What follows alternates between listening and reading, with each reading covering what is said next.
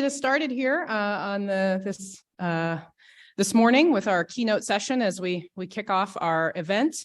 As I said, it's really lovely to see you all. Our keynote speaker this morning, I'm just really delighted that we have Matt Russell joining us. He's the State Executive Director of the USDA Farm Service Agency.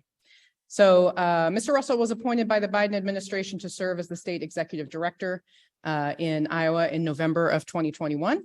Russell is a fifth-generation Iowa farmer who grew up on a livestock farm in Cass County. He now co-owns and operates Coyote Run Farm, a family farm near Lacona, Iowa. In 2018, Russell served as the executive director of Iowa Interfaith Power and Light, a statewide faith-based climate action organization. His previous work experience includes Drake University's Agricultural Law Center, Iowa Citizen Action Network, Catholic Rural Life, and Bishop Gorman High School in Las Vegas, Nevada. Russell was previously appointed to the Iowa FSA State Committee under the Obama administration and served in that role for 8 years. He's a member of the Iowa Farmers Union, Practical Farmers of Iowa, Iowa Farm Bureau, and the Iowa Cattlemen's Association. And he served on the Marion County Development Commission and has volunteered on several Iowa political campaigns over the past 2 decades. Coyote Run Farm includes his spouse, Patrick Stanley, and their sons, Austin, who currently serves in the Army, and Devin and his wife, Emma, who live and work in Marion County, Iowa. Matt, I'm so pleased you can join us this morning to kick us off with the keynote address. Thank you. Please make him welcome.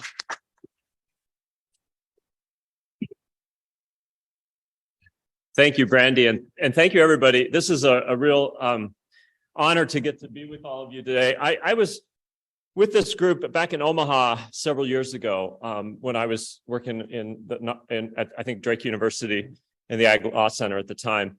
And as I was thinking about, as Brandi was introducing, I thought of a couple things growing up. One of my neighbors, Scott, got caught in a power takeoff when we were little. Didn't lose his arm, but always had a little bit of a disability with that arm. And another guy in a neighboring town, Todd, he was killed driving a post hole when he was in high school. So I got to thinking, I mean, this is really personal to me. I'm a lifelong farmer. I'm one of those kids that has no memory of learning to drive a tractor or learning to drive the truck. I remember learning to ride a bicycle, but I really don't remember the first time I drove the truck. So, the work that farmers do on their farms in rural communities with children, with adults. So the work that you all do is really, really important. And I thank you for the opportunity to get to be here. I'm a proud member of the Biden-Harris administration. And I'll talk a little bit more about that throughout my talk. But to start with, we're hiring. Okay, I never give a talk. I never do an interview. I never write anything that I don't mention the fact that we're hiring. And I'll talk more about that a little bit later. But we have, just at Farm Service Agency, we have 600 employees. NRCS has a little over 400, and Rural Development has about 60. And all of us are hiring. This administration is really investing in rebuilding our ag leaders and our rural leaders around the country. So we're hiring. I want to start with a story or an example, and I forgot my other prop, but I don't know if anybody remembers this. I think most of us are old enough. There's a few young people here that might not know what I'm holding. But this is a flashlight. Raise your hand if you ever pulled a calf, checked the hogs, changed a tire, look for something on the ground that you dropped with a flashlight similar to this. Okay. And you will remember that if you take the top off, there's a very heavy battery in here with springs on the top. Okay. So I got this from my dad this summer because I saw that he had it. And I'm like, Dad, I know you're not using this anymore. Can I have it before you throw it away? So the reason I point this out is if you've ever used this, you know that it served the purpose, and I forgot my LED headlight. I meant to bring it along. I actually used it yesterday morning when I walked the fence because it was snowing and I needed to make sure the snow hadn't put down the fence for the cattle. So I put it on and I walked the fence, and then I forgot to throw it in my car. But I want to compare these two things, right? So remember this, a lot of us have used it. Now think about that LED headlight that you put on your head and you turn it on.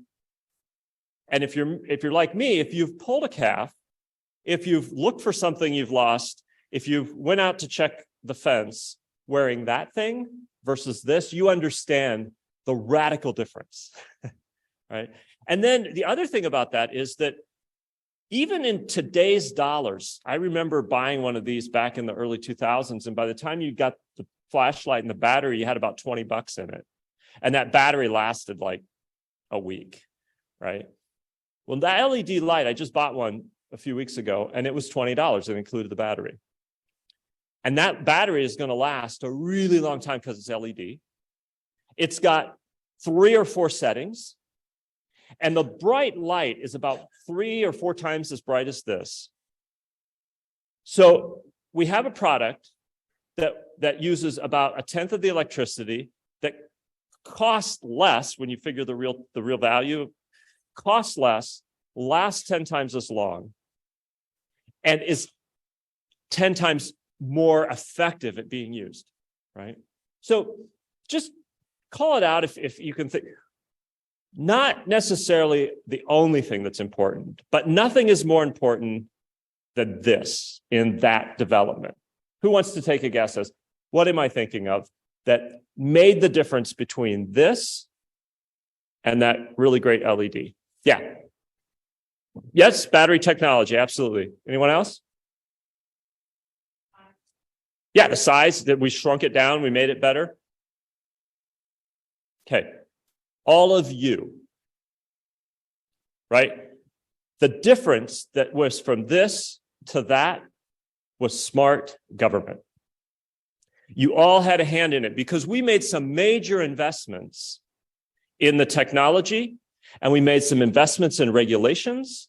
And if any of you have bought an LED light, they're kind of just now, they're priced, we're paying the full price of them. But about 5-6 years ago, you could go into a big box store and buy an LED light for like $2, which was below the cost of production because we invested in smart government to make that technology available. We accelerated it. How many of you remember the kind of political hysteria around incandescent light bulbs? Do you remember that when it was like, the government's not going to take my it's not going to take my light bulb away, right? So smart government is not always welcomed. Sometimes there's a backlash. But if you step back and you look at it, we made a huge difference in getting from this technology, which worked, to a technology that works wildly better. And so that's how I want you to think about the comments I'm making today. Is smart government, because we sometimes take it for granted and we don't think about it. But the reality is that so many of the good things that have happened for us are because together we've done that through smart government, good policy, and public investments.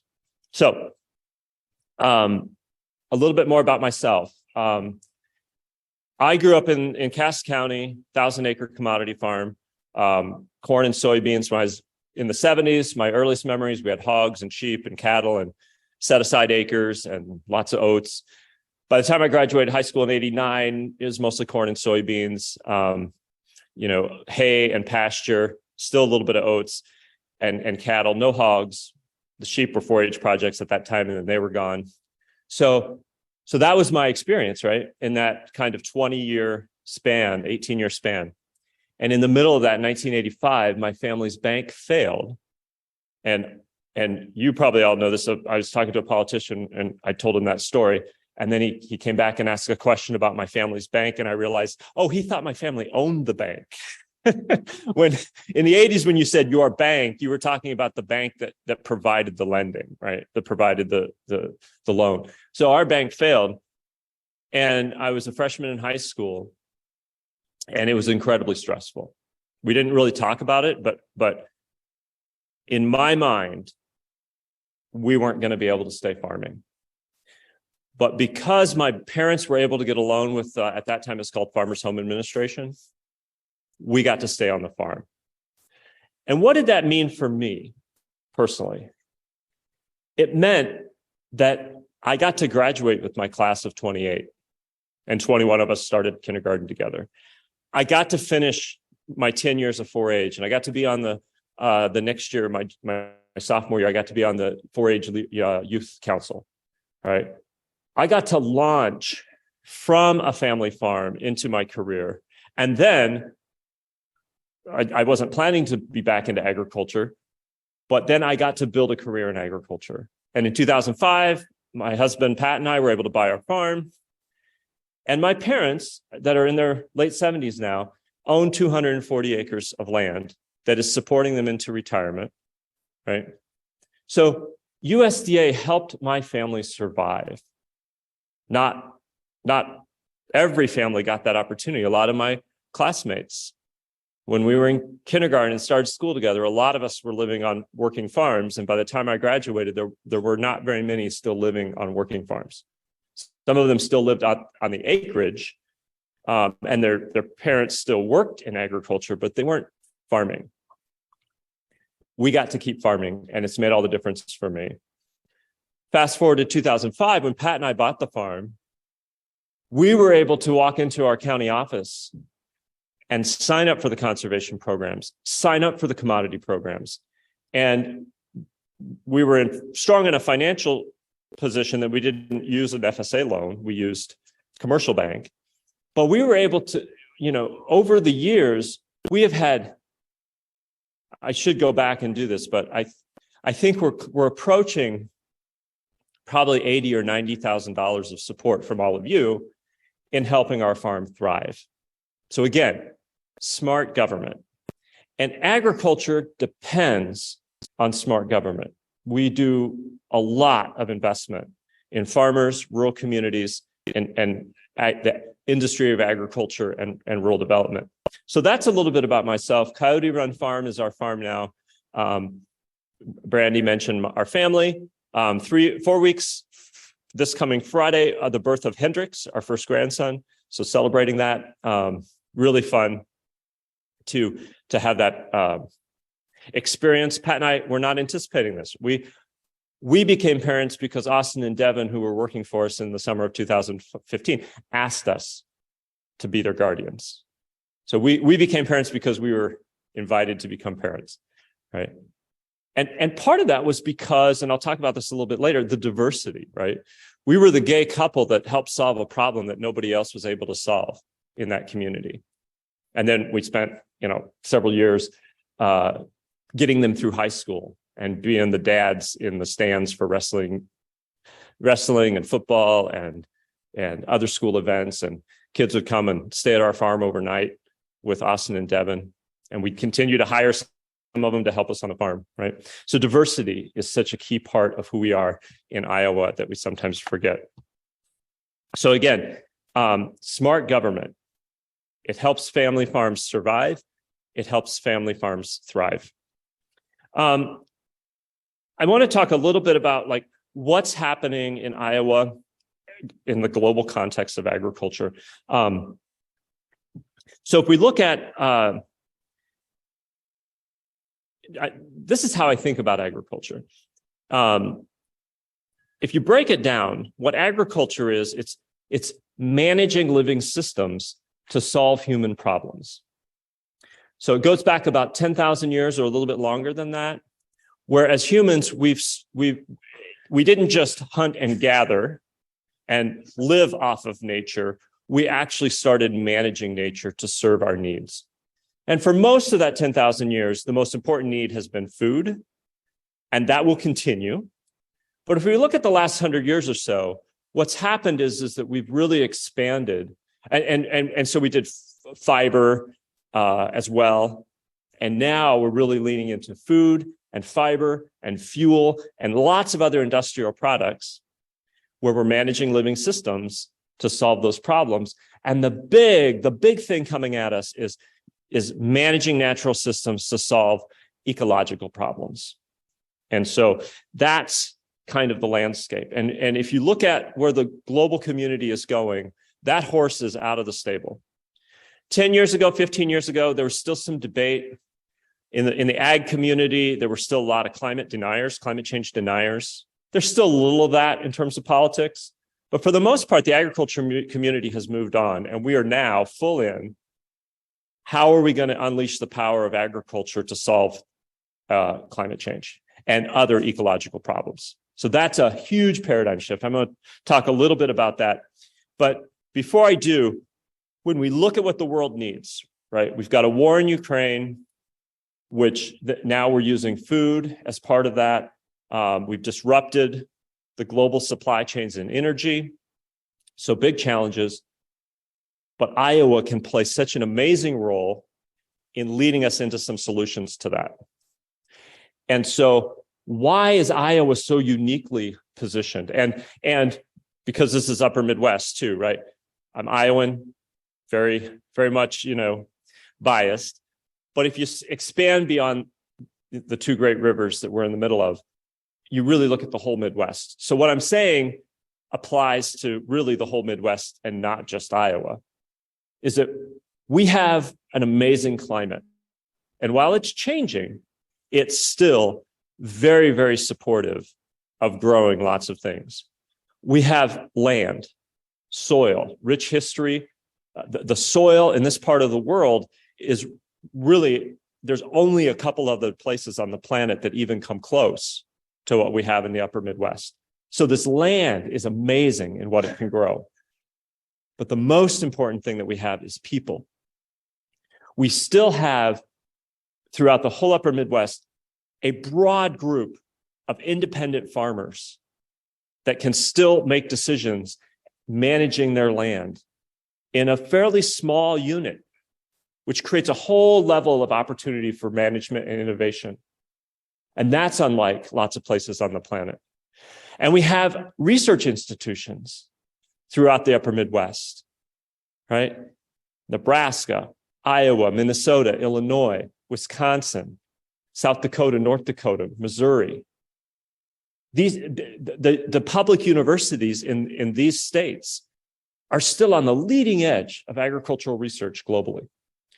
And then we have all the farm groups, right? So we have this amazing group of people. This is what makes us so unique in being able to drive and lead the next agricultural revolution. And so I want to talk about that just a little bit. Again, those public institutions, right? The resources that we're investing in farmers and rural communities, smart government. So the Green Revolution, what we did during that period was we used fossil fuels to do some really amazing things with mobility. We really advanced the way that people could move around the planet. We used we used fossil fuels in the energy and developed technologies to where we were using in the Green Revolution, forcing nature. We were extracting greater yields by using these tools and technologies. And it's been really amazing. If you think about the whole history of the fossil fuel era and the Green Revolution, a whole bunch of things happened that were really amazing. Food security went way up. Conflict actually went down. Women became more empowered, literacy rates went up, life expectancy expanded, and quality of life, cost of living, or the resources that people had access to all went up. So some real successes. This is not a lament of look how bad we crashed everything in the Green Revolution and the fossil fuel era. Some amazing things happened. We do not have to fall on our swords and lament how horrible that was. It was amazing on so many fronts. But in some ways, in many ways, it's over, right? We can no longer keep doing what we've been doing. And the agriculture community has actually embraced this now. We are shifting from digging up fossils, digging up carbon, and using it to force nature to do what we need it to do. Remember, agriculture, managing living systems to solve human problems. We're making this enormous shift to working with nature. And so instead of using those carbons that are stored in the ground, we're figuring out how to cycle carbons for biofuels. We're figuring out how to use the sun and the wind and the biology of the soil. We're partnering with nature to develop systems that get us to all those things that we need by reducing lots of inputs, particularly the fossil fuel, petrochemical heavy inputs. Now, we haven't gotten all the way there yet. The next 10 or 15, 20 years, we're going to be figuring it out. But the idea that we are going in that direction is baked into the system now. And so we are moving into a whole new paradigm. If you think about my farm, we have a barn that was built in I think 1934. It's got 5 horse stalls in it.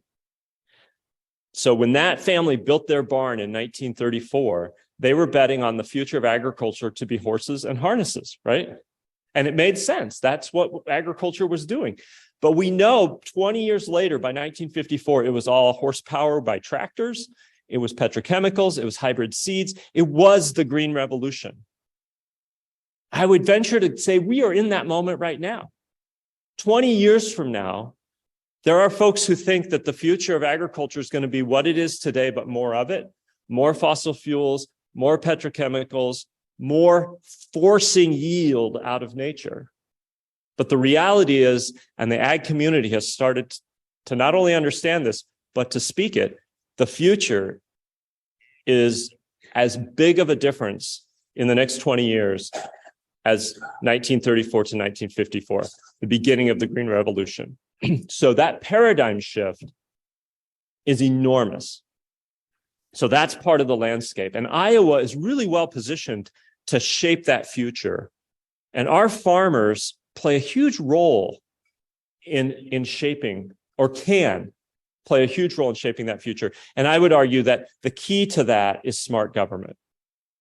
That we're going to be investing in those farmers, in those rural communities, to unleash the strategies, the technologies, and the systems that are going to move us from forcing nature to partnering with nature.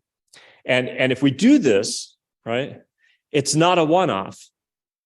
If we really lean into ecological systems so that we're taking production and conservation, and instead of separating them, putting them together, and we're incentivizing farmers to do that. And so when they produce ecological services, that we are actually paying them, that there's a value there, right? That can accelerate incredibly fast.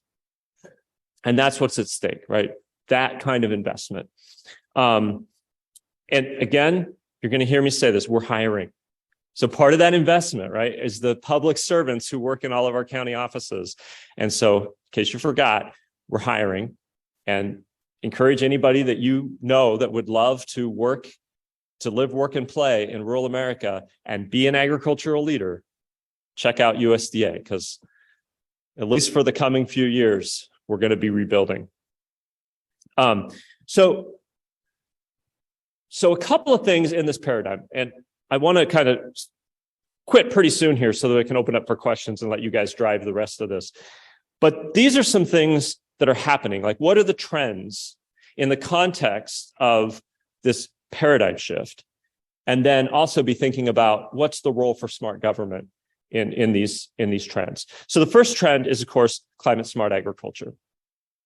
So while there was a lot of effort for a lot of years to kind of organize farmers to be resistant to the idea that climate change was happening, which then parked them from being able to be part of the solution, we've shifted. And so there's still some political work around that, where you still see some folks who are really onto a political message of climate change denying, but it's less all the time, right? Nobody's going from believing in climate change and to climate change denying. There's no movement in that direction, right? The direction is only going one way. And the ag community now is really invested. So climate change, climate smart agriculture. So we're seeing now some serious investments. The Biden administration has put out, with Secretary Vilsack's leadership, the Partnership for Commodity Smart, or the Partnership for Climate Smart Commodities, which is really looking $3 billion. Well, they haven't released the smaller grants yet, but it'll be over $3 billion invested in the research to understand how farmers do things on their farm that actually deliver climate benefits. Sequester carbon, cycle carbon, reduce inputs, and then the supply chains that they're going to have to bake that value into the cost of their commodities and ultimately to the cost of us who are consuming.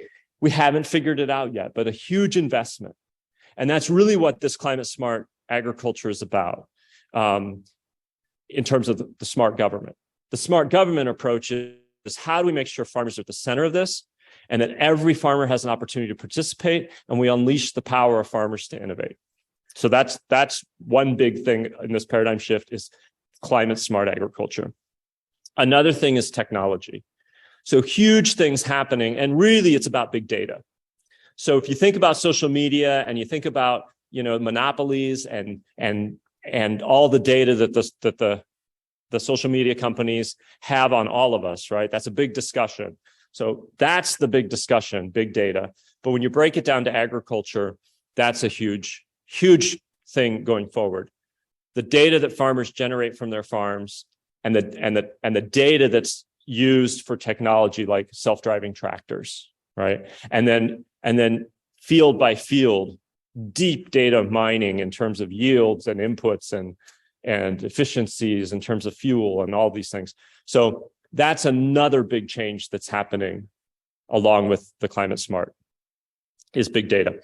And part of that is what's the human dimension, right? So when we think about the stress that farmers are under, they are not alone. It is not a unique thing, right? Farmers aren't responding to this big paradigm shift in a vacuum. They're responding in similar ways to how all of us are responding outside of agriculture and in the whole, our community level, our state level, our national level, the global community. We're all going through this at the same time. And so there is a lot of stress and a lot of anxiety and a lot of frustration for all of us. And farmers, because that's what we're talking about, understanding what are they up against and how, with smart government, do we invest to make sure that we're moving them as leaders into this future, knowing that that datum is really powerful and they're up against an agricultural system that can use that data to deliver products to farmers, but also to take the value of that data and deliver it up the supply chain. So part of smart government is, are we going to make sure that the value of that stays on the farm side of the farm gate? And then the human dimension of that, and this is the next thing I want to talk about, is innovation. To get to where we need to go, we have to innovate really fast. And I ask this question to people all the time. If you think about the entire supply chain, agricultural supply chain, so it's seed companies, it's food companies, it's input suppliers, it's crop science folks, it's researchers, it's government, state, federal, local government workers. What's the most nimble part of that whole system? What point on that can change the fastest and the most cost effectively? Farmers, right? We have this notion that farmers are caught in a system and they're slow to react and they're not very, the innovative farmers are the ones who are adopting the technology from the supply chain. The reality is, when we look at this shift from forcing nature to managing nature, working with nature, the most important innovations in the entire agricultural supply chain have been farmer-led. And these are the 5 that are the most important as we look to the future of what agriculture is going to look like. No-till, reduced tillage. I can tell you that the equipment dealers 15, 20, 25 years ago were not on the leading edge of no-till. In fact, they were actually opposed to it because they were afraid that farmers were going to stop buying tillage equipment. But farmers developed it anyway in their shops. They got their welders out, they made the equipment, they did the innovation, and they were the ones that laid the groundwork. Then agribusiness came around and said, oh, well, now we can sell them all these other products. We're not going to sell any more plows, but we can sell no-till planters and other things, right? Farmers innovate, agribusiness follows. The second thing is permaculture. This is cover crops. It's this whole idea of keeping something growing all the time. Seed companies led the way, right? No, farmers did, right? Farm organizations, farmers working together. They were the ones who did the innovation. They were the ones who laid the groundwork. And now we see seed companies getting into the cover crop seed business. We see all kinds of things happening where business is following the innovation of farmers. Third thing, integrating livestock. So part of the Green Revolution is that we took livestock production and we separated it from crop production. Now there's a link, but we actually created two management systems. So we have big livestock production systems, and then corn and soybean production systems, and the ownership of that got separated. And then there's some back and forth with the nutrients, which is manure, but the whole systems themselves are kind of separate. And there's a lot of efficiency to that, right? That's that old model of forcing nature. Integrating those is where you get back to managing nature. So when you think about how farmers have innovated around grazing systems, so integrating livestock back into production, into the crop rotations and crop production, again, farmers are the ones who innovated and led on this. Next thing is extending crop rotations. So we have 23 million acres of corn and soybeans in Iowa, and that's amazing. I went to college because of corn and soybeans, right? I was able to buy my farm because of corn and soybeans. Pat and I, our investment in our farm has, the value of our farm has gone up because corn and soybeans have increased the value of Iowa agricultural land. I am not against corn and soybeans, right? I have a personal stake in this. But if we're going to do all the things we need to do, we're going to have to think about shifting some of those acres from corn and soybeans to other crops. And if you talk to people, everyone agrees with this. But then you start to talk about how that actually happens, then there's a little bit more resistance. Like, oh, it's a great idea. We know this is important. But then what does it mean if we reduce corn and soybean acres by a few million acres because we're growing something else? Suddenly, it's a panic, right? We can't actually have that conversation. So when we look at who's doing the work on new crops, returning oats to the rotation, looking at Kernza, looking at other kinds of crops that we can grow in Iowa, spoiler alert, farmers, right? And then the final thing in the 5 is clean energy. We got to leave the fossil fuels in the ground, and we have to develop alternative energy, clean, renewable energy. Again, farmers are the ones who've been investing in this. If you look at the biofuels industry, ethanol wasn't a new technology in the 70s and early 80s.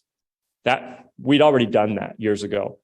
But it was farmers who decided to make the investment, who decided to work together to change public policy, smart government, to support that industry, right? So with gasohol, I remember gasohol when it first came out, and then biodiesel, and then when we think about wind energy, right?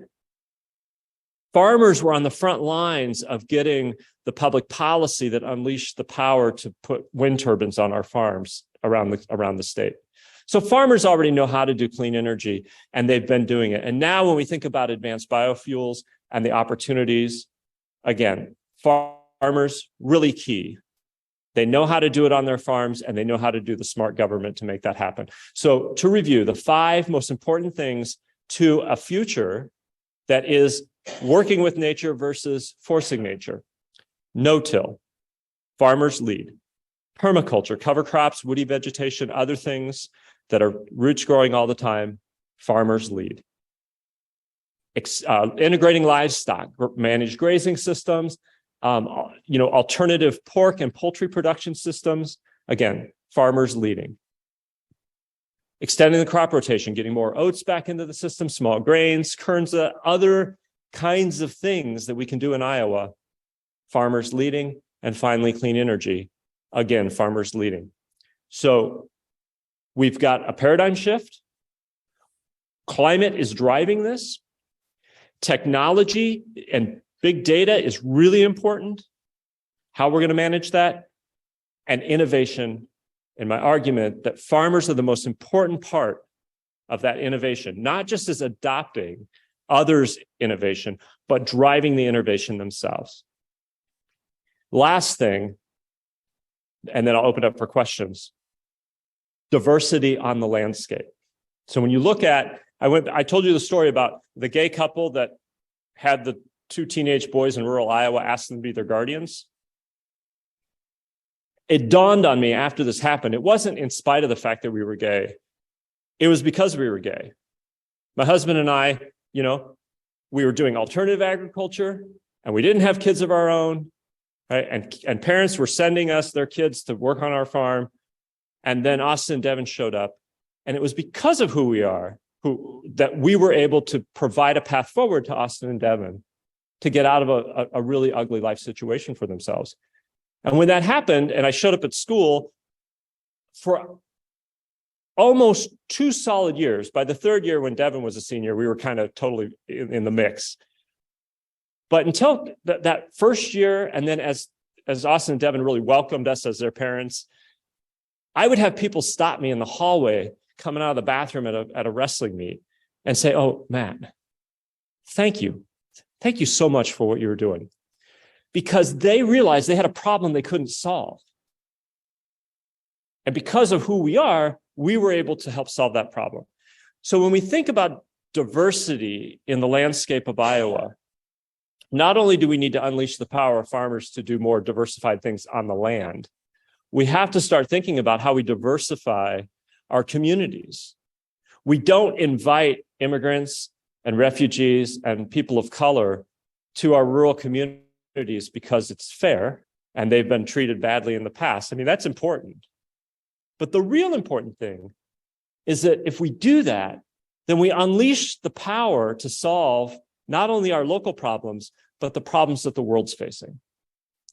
And so, again, how do we do that? With smart government, looking at the kinds of policies that can unleash the power of immigrants, that can unleash the power of new farmers, welcoming people into our communities to be part of the rich history of Iowa agriculture. The most powerful person I ever saw do this was former Secretary of Agriculture, Bill Northey. This is probably about 10 years ago. It was at the Lutheran Services of Iowa, Global Greens. It was their first Empower lunch fundraiser. And Bill got up to do the keynote. And he looked at all these refugees and he said, "I want to welcome you to the rich history of Iowa agriculture. This is who we are as a state. We have had people come to this state from different backgrounds and make agriculture in Iowa what it is today. And I want to welcome you to that." What a powerful message. So that's the other piece of this, is the diversity. That we have to think about this and empower people to be part of it. So I'm going to look at my notes here real quick.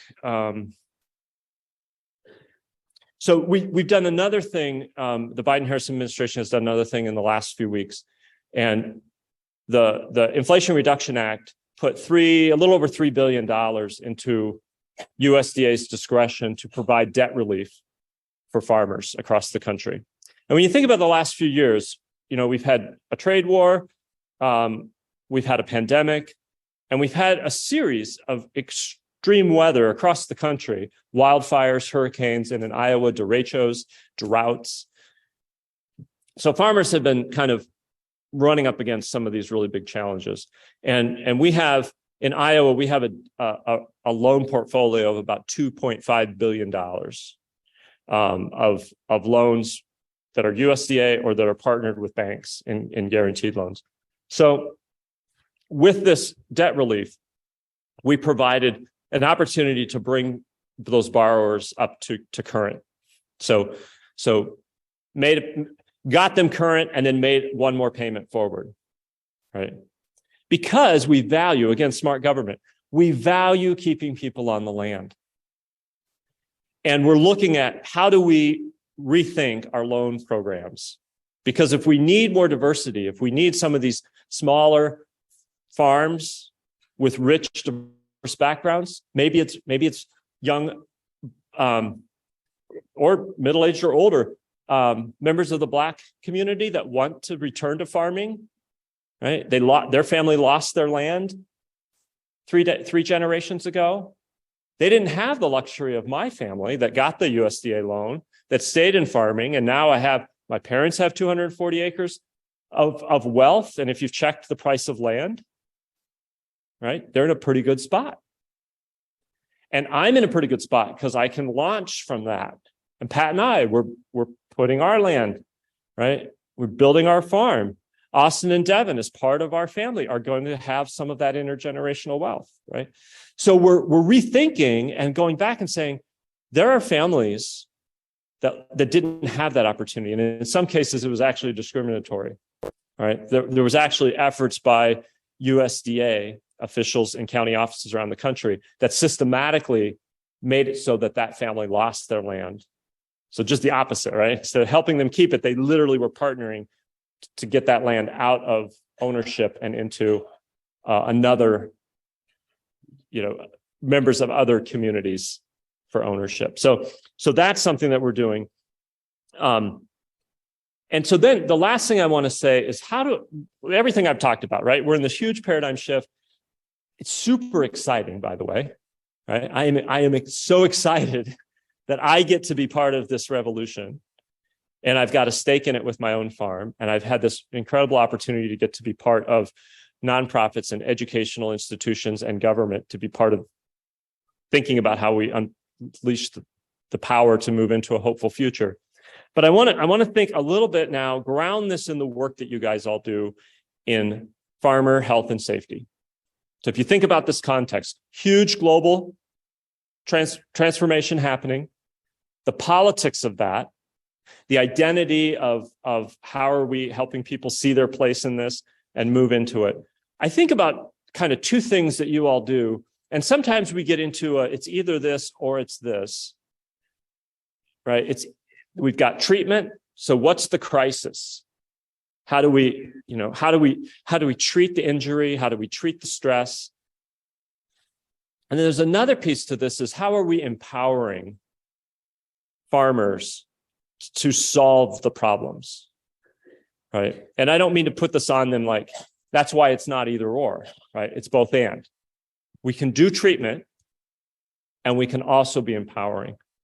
And so I think the challenge is how do we help farmers see their own identity, and rural communities, their own identity, in a both and, right? In all this transformation, there are real challenges that we're facing. And so we need to provide the resources to help them transition, to heal, to recover. But at the same time, we also have to be willing to figure out, I don't say willing, but we have to figure out how to also be talking to them about, you are the solution. You are you're an important part of this transformation. And then collectively, how do we come back together through smart government and say, we're going to make the investment? The American people are ready to make the investment, right? Time and again, the American public, Congress, presidents, and the courts have all said an investment in rural America is a good buy, is a good investment. So we don't even have to necessarily make the case to invest, but we do have to shape how those investments are being made. And so that's the challenge. Definitely provide the treatment, provide the support, but also empower our rural communities and our farmers to see how they are part of a future that is hopeful, that is abundant, and that's possible.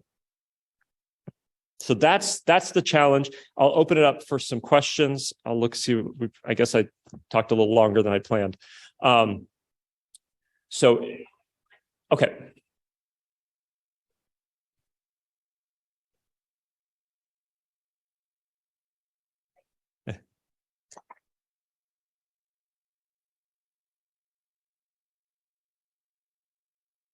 We'll open up for questions from the floor.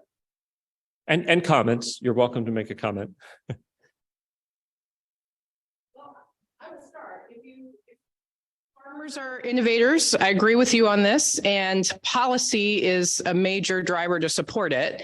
I expect that you envision that there are some barriers as well. Could you talk a little bit about maybe some challenges?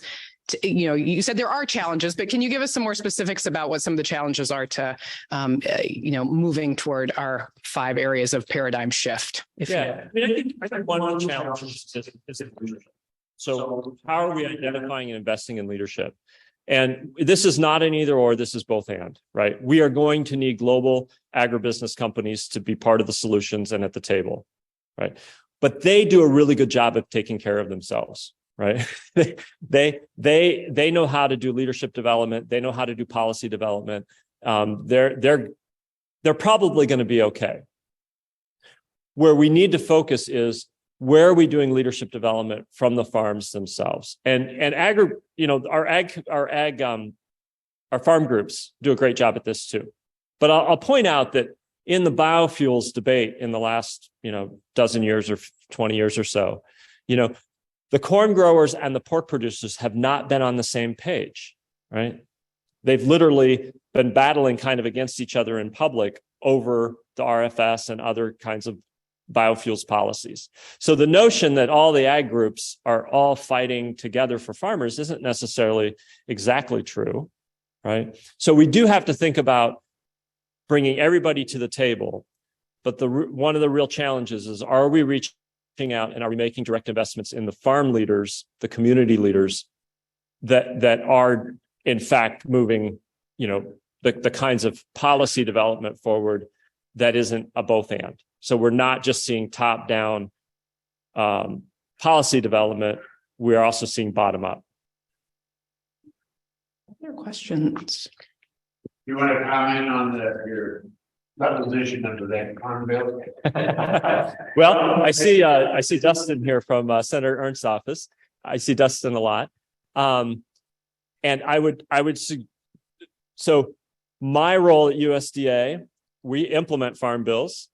I can, talk about some of what are the challenges or the things that we may want to consider and how that might work in delivery. But when it comes to actually the policies for the next farm bill, that's going to be Congress, and Senator Ernst is going to be one of the leaders in the country in helping shape that. So Dustin would be a good resource. You talk about smart government, okay? I talk loud. But I think there's people that are listening. Okay. Online. You talk about smart government and smart government policy. Now, I come from both farm aspect and transportation, so they actually kind of mirror each other. Do you think the policy of driving fuel prices skyrocketing so that the average ordinary family farmer can't afford what he needs or she needs to do what they need to do? We have the same thing in trucking. The large trucking companies can handle that fuel increase, but those independent truckers cannot. They're driving them out of business. So that smart government then drive the goal, which I kind of heard you say, old family farm, we want to continue the farms, driving those out of business. And I went to the Farm Progress show and I didn't see any battery operated tractors, right? I live in a small community. I know none of my farm friends have an electric truck because it doesn't satisfy their needs. And it won't for years. Our dealer is a small town dealer. He's got 2 F-150 Lightnings out there he can't sell. And he sells tons of pickup trucks to farmers because it doesn't fit their needs. So is it really a smart government to force farmers into a situation that doesn't solve their needs and thereby puts extra pressure on them? A diesel fuel of $6 a gallon where I can't harvest what I planted. Right. So let me respond to that in a couple of ways. First, you must not have seen recent John Deere ads. Okay, right? Okay, so John Deere is advertising on social media and other places about the electric future for tractors. So right. But to your point, yes, this is a challenging time. And that's part of what the point I'm trying to make. This paradigm shift is difficult. I'm not making, if it came across as a panacea, I'm hopeful about it. I'm excited about it, but it is not a panacea. This is a point of great pain in this transition, right? And so one of the things we have to think about is how do we develop the smart government to move forward? So I will tell you this. How many people in here have recently tried to put, taken a gas can that they bought recently and tried to use it to put gas into any kind of equipment, lawnmower, car, whatever? Anybody here recently used the most recent gas can that meets all the regulations for gas cans, right? All right. How many people love it? All right. No, it doesn't work that well. So first, my argument is not that everything we do as government is smart, right? So when it comes to fossil fuels and fuel policy, right? Lots of moving parts. So I know we just came through an election and there was a lot of kind of framing around who was at fault for the cost of fuel, right? Lots of players in the room for that. And so to your point, there's a challenge.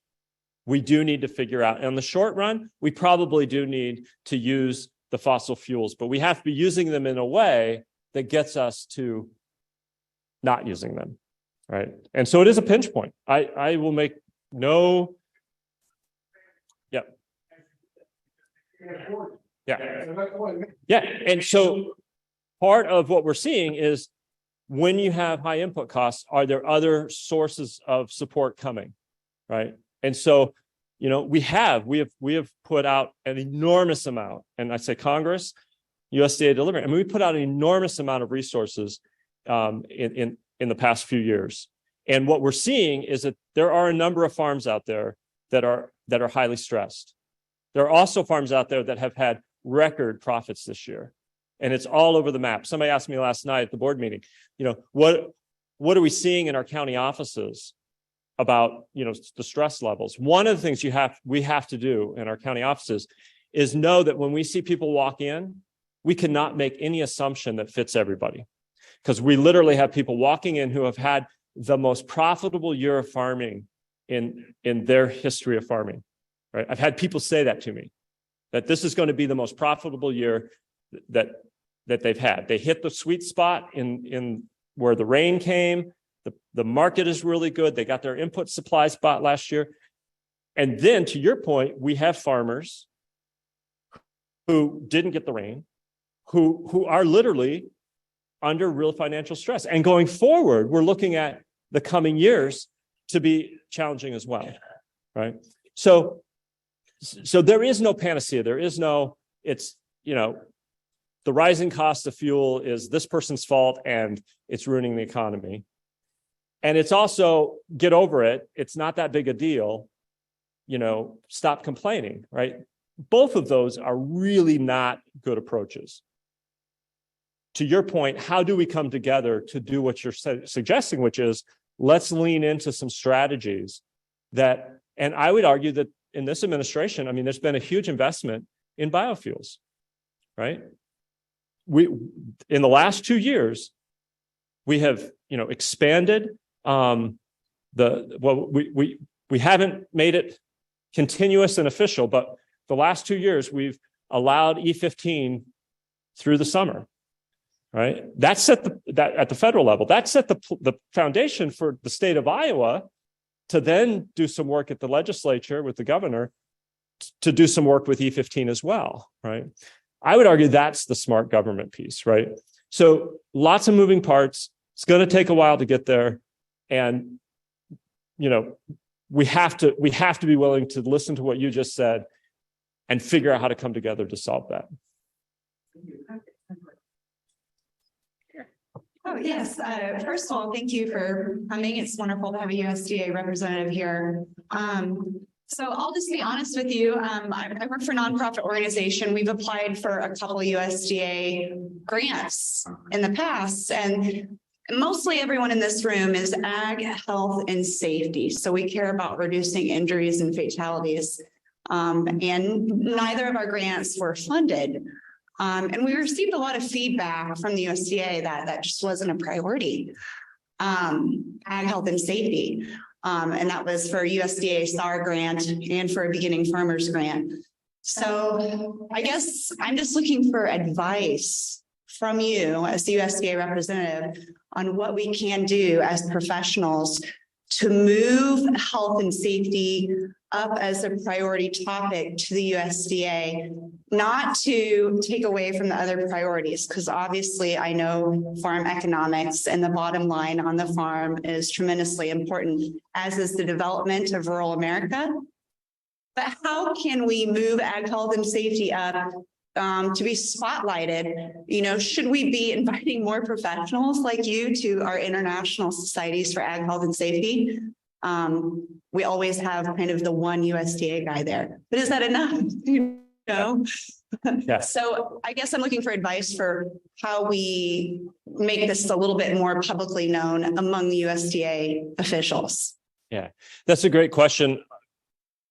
I'm not going to dodge the question, but so Iowa FSA, we don't do any of those grants. Our work goes directly serving farmers. We partner with some of the cooperative groups that are working with farmers. So we do some of that partnering and outreach and support. But what I can do is if you, and I've got cards, I can pass them out. I'll also give my email address. If you want to reach out to me, I will reach back and find someone to connect you to that's in that wheelhouse of the grants at the federal level and the partnerships and things. So I can't provide you much in terms of how to do that. I can only offer to help you connect with somebody that can. What I will say is that we do put in Iowa, we put the materials in our county offices. So we're a point of which those materials and efforts can touch farmers in our county offices. So we do have some stake in it, and I'm willing to take that stake and leverage it as much as I can. I just can't promise that that leverage is going to be a very big tool, but I can connect you to hopefully somebody that can help. Yes, thank you. I'm just glad you put climate change in the global perspective. And one of the things the COP27 happened last week, and one of the things we all agree on is we have to reach the other part of the world. Developing countries has to be reached, and one of the ways to do that is free trade. Allows farmers in developing countries to be competitive. But being in the US and coming from developing countries, if we do that, the problem with farmers in the US is that they cannot be competitive. So my question is, what are you going to do to make sure that farmers in the US are still competitive in the market? Because that's what is going to happen in the next 10 years. Thank you. Thank you. That's a great question. And I will respond that is a very politically loaded question in the United States, right? Our trade policy, how we're going to, interact globally.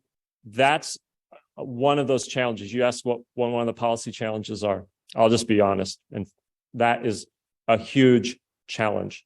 Both sides of the aisle could provide more leadership in coming together to figure out how we invest in farmers in this country in ways that also empower farmers in other parts of the world. And getting past the us versus them, huge challenge. I'm hopeful. I think there are ways to do that. This is not a policy suggestion, it's just thinking about a framing, is in the Green Revolution, the fossil fuel era, it was very much a zero-sum game, right? What's the lowest cost of production? And then who's supporting farmers with, Europe, US, lots of support for farmers in that whole kind of mix. And the question then becomes who can produce the commodity, basically 5 major commodities: corn, soy, rice, wheat, and cotton. Who can produce that at the lowest cost? I would argue the future might look something more like this.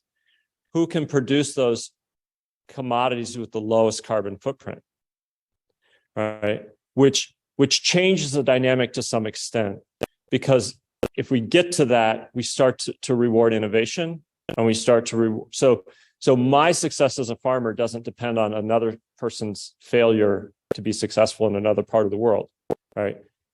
So that's a big shift, shifting away from lowest cost commodities to highest performing, commodities with multiple values, climate and ecosystem services being amongst some of the most important. So the question is, who's got the cheapest soybeans, US or Brazil? In the future, the question might be, who has the lowest carbon, whose soybeans have the lowest carbon? And then that's still maybe a competition between commodities, but it shifts it to innovation and management versus just lowest cost production. And I don't know if that gets to your question, but going back to your original question, this is really critical. How are we going to come together and come up with the solutions that both invest locally, but also do it in a way that the benefits are able to be realized globally? Because if we don't do that, then what we're seeing right now, by the way, I talked about how in the Green Revolution, all the boats were rising, like lots of wonderful things happening. It's all stopped, right? We now have migration, we have conflict, we have women under attack globally, we have life expectancies in some groups going the other direction. And you all probably know this as researchers, that in the United States, my demographic, white men, middle-aged, our life expectancy is actually starting to go the other direction. So this is really pressing, right? This is not a panacea. These are really hard challenges that we have to figure out. But I'm really hopeful we can do it because it's in all of our interests, and the solutions are really quite hopeful. There is a path forward to where, I think yesterday, 8 billion people, right? We hit the 8 billionth person. We grow enough food for 9 billion, so there's a lot of room to figure this out. We're not in such a crisis that we can't fix this. But thank you for bringing up that we can't do it alone or think that we can do it in the United States and the rest of the world has to fend for itself, because that is an absolutely losing proposition. Thank you so much for the great questions. Thank you again, Matt, very much. We have time for a quick break. You can grab a cup of coffee or a fresh pastry, and please visit the vendor tables that are around the room. We'll reconvene at 10:30 with panel discussion, Matt and others, and continue this really interesting discussion. So Matt, thank you again so much. Thank you. So I'm going to take a moment and introduce our panelists for the next session, or at least the three you have not already heard from. I'll also say, I may not have mentioned this earlier, my name is Brandi Janssen. I direct Iowa Center for Agricultural Safety and Health, one of the key sponsors for this event. We're really delighted to have you all. So in the next component of our morning, we have some time for short presentations and then also some additional discussion, because we really love the way we can facilitate discussion. But I'm going to take a moment and introduce the next group of folks who you will be hearing from. And our first is Ahna Kruzic, who is the Associate Director of the Regenerative Agriculture Foundation, which a role she started in March of 2020. She has a diversity of experience in nonprofit management, regenerative agriculture, and supporting farm and racial justice. Originally from Southern Iowa, Ahna currently lives in Oakland, California, and most recently served as Pesticide Action Network's Communications and Media Director. She holds a Master of Science in Sustainable Agriculture and Sociology from Iowa State University, and has worked as a community organizer, researcher, coalition builder, publisher, and communicator.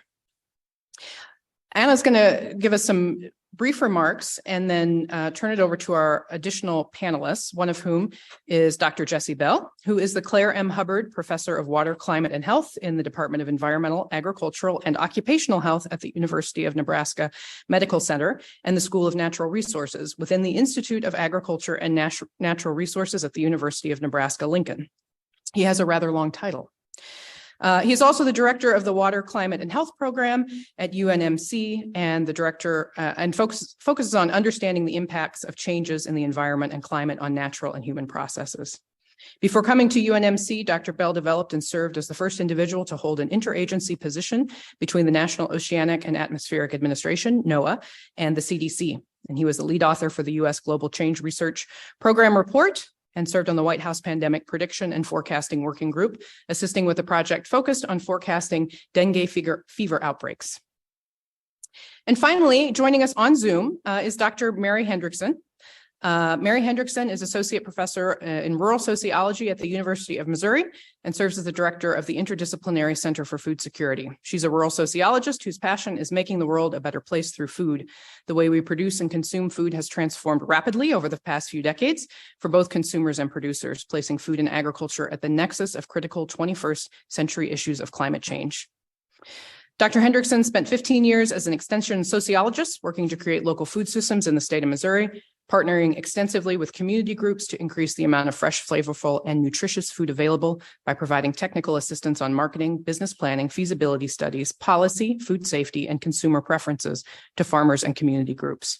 In 2020, she was a Fulbright Scholar to Iceland and has received several teaching and extension awards. She currently teaches sustainable food and farming courses at Mizzou. I have to say, Dr. Hendrickson's work was actually really important to mine when I did my own dissertation in anthropology. So I'm kind of excited as an academic that I get to hear from Dr. Hendrickson. And we're also pleased to welcome back Matt Russell, who will also join us in this conversation. So I will turn it over to Ahna Kruzic. So bear with me for a moment as I set up a screen share. Oh, I'm already screen sharing. Great. Start the slideshow.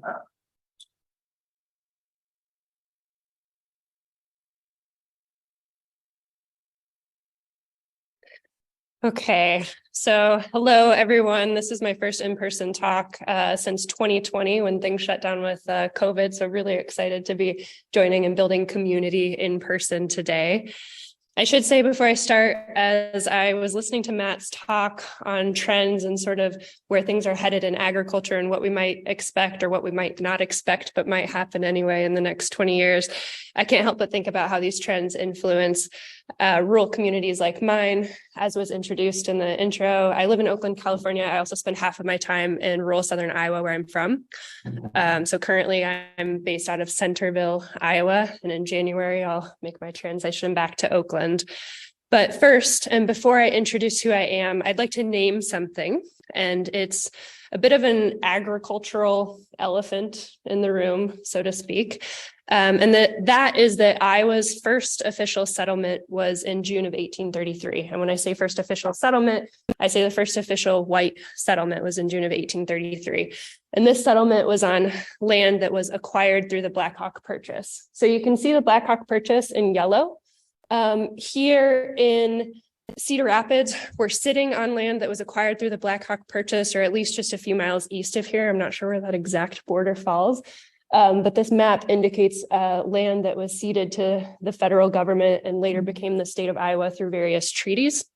So this actually wasn't a purchase at all. It was forcible removal of the Meskwaki and Sac peoples.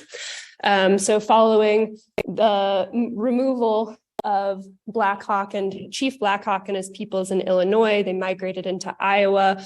That wasn't received very well. That started what was later known as the Black Hawk War.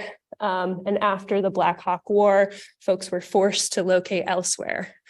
Soon thereafter, this land that we see in yellow on the map was tilled and tiled.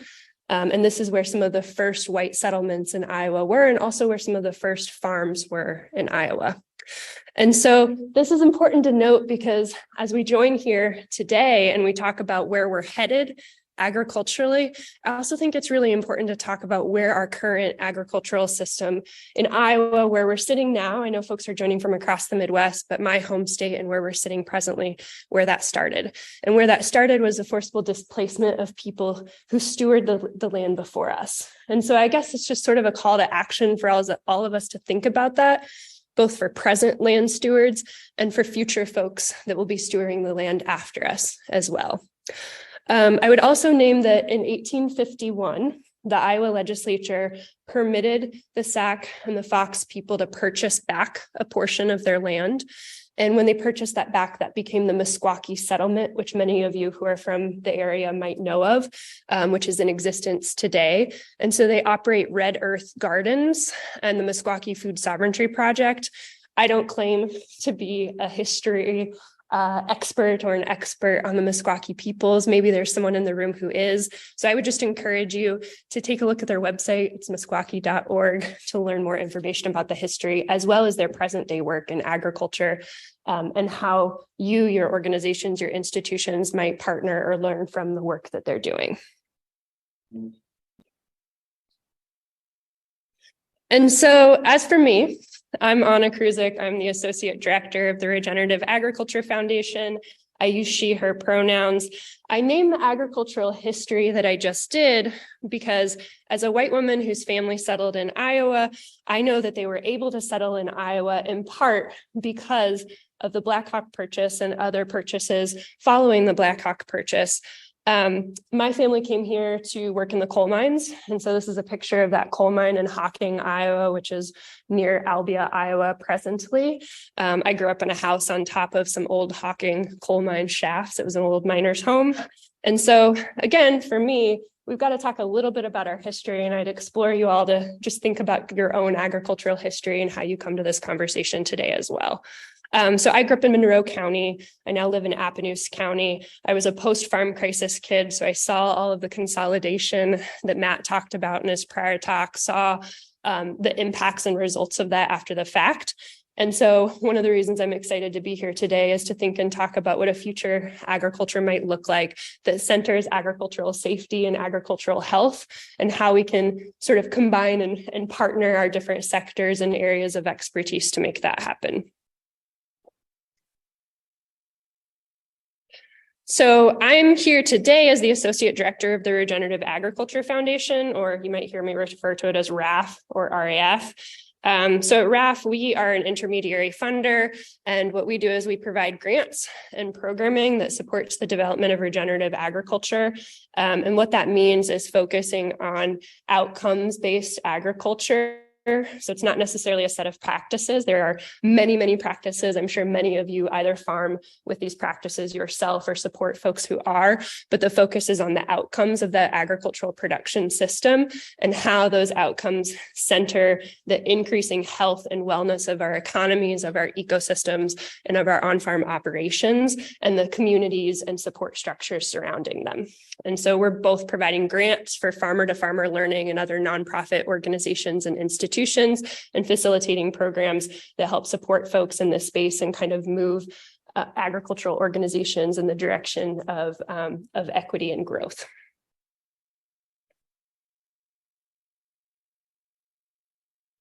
So I share this photo. This is my mother, Twyla Kruzic. And I share this today to say, I don't claim, this will make sense in a moment, I promise. I don't claim to be an agricultural safety and health expert, nor do I claim to be a public health expert. This is my mother, who's a public health nurse for 20 some years. She is. And so I'm sure that she could speak the language that many of you do far better than I can, in part because she was a public health nurse and cooperated with a lot of the local agricultural folks that were working in ag safety and health for 20 some years. And because I grew up with a mother who walked and talked the language of public health and of safety more broadly, I would say I understand, and I know that prevention is key. I get that from my mother to date. I got a text message from her last night checking in to make sure that I had gotten my flu vaccine. Yes, Mom, thank you. And she also sends me text messages to manage my stress levels, because folks who are working in safety, health, public health in the field more broadly know that we have to think and talk about prevention to manage for and to reduce negative outcomes, whether we're talking about heart disease or diabetes, or we're talking about depression and suicides on farm or in our rural and agricultural communities. And so in the same way that public health professionals think about prevention, or agricultural safety and health professionals are thinking about prevention, I'm thinking about adverse outcomes as well. And for me, in my area of work, which might be a bit different than you all's in this room, how I'm doing that is I'm thinking about the structures that maintain our current adverse outcomes. Because I know our current agricultural and economic system isn't working for many farmers, workers in their communities. I know you know that too, because many of you are working the land yourselves or supporting those that are. And so I know that this is a very controversial figure. I will start by saying that. And so this is from the Economic Research Service, and this is showing profit margins. And so this is looking at farm income, off-farm income, and total farm income of farm households. And so I'll talk about this in just a moment, but I'll just say that when we're talking about our rural communities, I know the folks in this room understand that we're talking about slim profit margins. We're talking about low average on-farm incomes. And in particular, if you see to the far left, our median farm income is actually sub-zero. I know that this is a controversial figure because this doesn't account for the fact the sort of wonky, or some folks would call it wonky, some folks would call it fair, et cetera. But the interesting definitions that USDA uses when they collect their data on what a farm is. I know it doesn't account for a number of variables, but I think it's a really important statistic to take a look at. That the median, we're not talking mean, so the median farm income is actually below zero. So when we're talking about the context that our farmers are operating in, we're looking at slim profit margins, we're looking at low, actually below zero average on-farm incomes. The USDA oftentimes talks about average household incomes for farms, and you'll hear that's like 80 to 90,000 off the top. Yeah, you see that off the top of my head, it's like 80 to 90,000. And that's factoring in off-farm income sources, which is by far the largest source of income for farm families. And so we're also talking about a change in climate, which I know Matt talked about quite a bit, and I know we'll get into later today as well. We're talking about more extreme weather events, exposure to occupational hazards like pesticides, either off-farm pesticide application, or also just rural exposure through our drinking water, through neighboring fields, off-target applications, et cetera. We're talking about land prices that are skyrocketing, which can be good things for folks who own land. It's not a great thing for beginning and aspiring farmers. So depending where you fall on that might increase your stress levels as well. We're talking about a farm policy system that mitigates risk only for certain types of producers, right? And this prevents many farmers from transitioning to a system or incorporating more diversity that they might want to or might be interested in exploring. And we're also talking about a higher poverty rate in non-metro areas compared to metro areas across the United States. And so I know, we know, you know, that farming and rural economies aren't necessarily easy contexts to live in. There's also all the amazing things about rural and farming economies that I haven't talked about, which I know you all know well, but today I'm focusing on the challenges. So I'll just say these aren't easy contexts to live in for many of us. And like elsewhere and in other sectors in the US, so this isn't just agriculture, we know that women, and in particular, women of color, oftentimes bear the social, political, and economic burdens of this system. And so the data is mixed. And if anyone has some updated data, let me know. But there was one paper, this one's quite old now, suggesting that US farm women, and this is not controlling for race, I should note that data wasn't available, but US women farm operators earn 61 cents to the dollar made by men when you control for a number of factors, including farm assets, work time, age, experience, farm type, location. That's wild. That's one of the worst wage discrepancies of any sector. And so when we talk about this, it's no wonder that we're seeing a rural and farmer health crisis in terms of mental health, in terms of physical safety, et cetera. We're seeing higher than general population risks to suicide and depression, though we can't control for all risk factors, including family risk. We can work together across sectors and across institutions to mitigate structural variables that lead to these adverse outcomes of our agricultural economies and agricultural communities. We can build resilience by addressing the very structures that are creating these adverse outcomes. Of course, supporting folks who are in the midst of these adverse outcomes is also a critical piece of the puzzle. But today I'm here to sort of challenge us and dream together to think about what does it look like when we think and talk about those structural variables that lead to the adverse outcomes in the first place. And so that's why I personally choose to work and partner with organizations and people who are doing the tough work of building community and building power ultimately toward a future agricultural system and economic and policy and community-based solutions that address the challenges that folks are facing and center the well-being of farmers, center the well-being of workers, and center the well-being of their economic and policy solutions. And I think together and across sectors, we can build relationships and tools to do that. And I would say, although I think it's really important that we center farmers, and I would agree with Matt's comments that that's a critical piece of the solution here, because farmers are closest to the problems and know the solutions. I would say that I would add an additional comment to that we have to think about beginning and aspiring farmers, because there are so many folks who are left out of our current agricultural system, which Matt covered as well when talking about discrimination at USDA and Black farmers, that there are folks who want to be on the land and want to be farming and want to have their own operations, but because of structural contexts, don't identify as farmers, aren't yet farmers, et cetera. And I think they're a critical piece of the puzzle as well when we talk about what it means to center people who are land-based, who are at the forefront of this work. And so I'll end by just talking about a couple of these organizations that I find a lot of inspiration in. Maybe they're organizations that you're already working with, maybe they're organizations you've heard about, or maybe they're organizations that you want to learn more about. And so these are just a couple of examples of folks that are really building community around solutions and innovative solutions. They might not be the solutions that your institution works on, or maybe even agrees with, but I think there's something from all of these organizations I'm about to mention that we can learn from and learn more about how they're choosing to address the structural context of our agricultural system and build community towards something that works better for them, so that next time in 20 years, thinking of that, the barn analogy that Matt shared with us, you know, we don't always know. And if someone asks me a question of like, what do these solutions look like? What are they working toward? My response is usually, I don't know. And I don't feel like I have to know all the answers, because as Matt showcased, which I thought was a really brilliant analogy, we've got the barn with the 5 horse stalls because farmers thought that horses were the way of the future. And 20 years later, they weren't. So I would say the same thing now. I'm about to share a couple of examples. I don't know exactly what this means for the future. I don't know what the future of agriculture looks like, but we're supporting the people who are on the forefront of that change.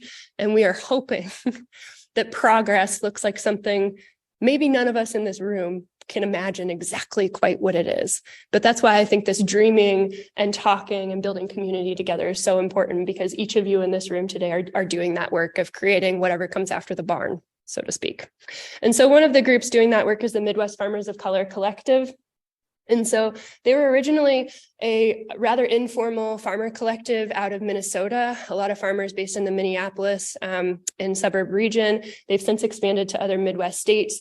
And so they're primarily a farmer support network. So they do a lot of farmer to farmer learning, brainstorming and dreaming around land access. Land access is one of their large challenges, but they're also doing some climate and policy work and working with the Minnesota State Legislature as well. I would call them a startup organization in the sense that I believe they started in maybe 2019, don't quote me on that, but they're a newer organization and are building out amazing capacity and infrastructure to continue to address the challenges that farmers of color, specifically in the Midwest region, are facing. So we definitely encourage, if you Google them, they have a website with more contact information. You can find more about the work that they're doing. So another example of some of the really great work, this is really small. I'm sorry, this is a 1-pager. I will give a quick overview because nobody can probably see this. We at the Regenerative Agriculture Foundation, we're doing some work to convene a Midwest anti-racist practices and regenerative ag cohort. So this was working with organizations with majority white constituencies on racial equity. And so we were brainstorming together as majority white organizations, or organizations that have majority white farmers on the land. How is it that we want to introduce racial equity into our on-farm and farmer to farmer learning processes? And so, bit of a long story, so I'll save it. If anyone has questions, please visit me afterwards. But I would say we had around 16 organizations across the Midwest. You can see them, they're in very tiny type here, but we had organizations like the Wisconsin Farmers Union, Practical Farmers of Iowa, Women Food and Ag Network, Iowa Farmers Union, Sustainable Iowa Land Trust, et cetera, that were convening together, working on building relationships with BIPOC farmers and BIPOC-led organizations, and also sort of interrogating ourselves on how is it that we can do better to build community and build this future, the like next gen after, right, the horse stall, and making sure that we're opening doors for farmers who may have not had access before us. Another example, so this is a photo from a field day in California that I was at with Point Blue Conservation Science. Some of you may have heard of them. They do a really strong partner biologist working lands program. And so they embed partner biologists in NRCS offices, and those partner biologists are supporting NRCS folks, their staff, and then also their constituents in integrating practices that center soil health and biodiversity and climate health and biodiversity. And so this was a field day at someone's farm. So they're doing a lot of hedgerows, which is kind of similar to the prairie strips project that you see in Iowa, but this is in a California context. But a lot of really innovative practices on larger scale farming and ranching operations in California. And that cross-institutional collaboration, I think, is really interesting. Point Blue is a nonprofit, NRCS is, of course, a government agency, and they're embedding folks in those offices, requiring that they physically work from the NRCS office, and they do a lot of joint fundraising and support as well. Lastly, an organization near and dear to my heart. This is just a screenshot of their website. So again, another organization you can look up. Full disclosure, I'm on the board, the Women Food and Agriculture Network. So Women Food and Agriculture Network is an organization that works with women in sustainable agriculture, non-binary people in sustainable agriculture who are interested in building ecological and just food and ag systems, and are supporting the community of folks in how they're implementing those practices, how they manage leases with their tenants, how they transition their land when they pass it on to the next generation. And also how it is that we can join together to build community around a vision for agriculture that might not be the most popular vision right now. And so I will end by saying, these are just a couple of examples, and I'm sure everyone in this room has a couple of examples themselves of folks who are doing innovative work on the land or adjacent to the land to think about on-farm and community health and safety and addressing those structurally. And so people might not think of the Midwest Farmers of Color or WFAN, for example, when we think about agricultural health and safety, because it's not at all their focus, just as it's not at all my focus, to be totally honest with this crowd. But we are thinking about how is it that we prevent adverse outcomes. And I guess I would name, like, I want to work with you all to continue that cross-institutional and cross-sector collaboration, and I'm excited to be here today. And so with that, I will hand it off to Jesse to introduce himself, and I believe I'm supposed to pull up your PowerPoint, so give me just a moment. Thank you.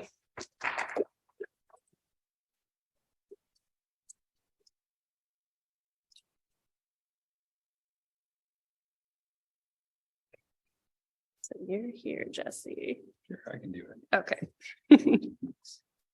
All right. Let's see. Just trying to find that. So I'm Jesse Bell. Like it was said, I am the Claire M. Hubbard Professor of Water, Climate, and Health at the University of Nebraska Medical Center. I have faculty position within the University of Nebraska. Oh, my goodness. You can see them and they're lovely. Nothing yet. You need the like Zoom music.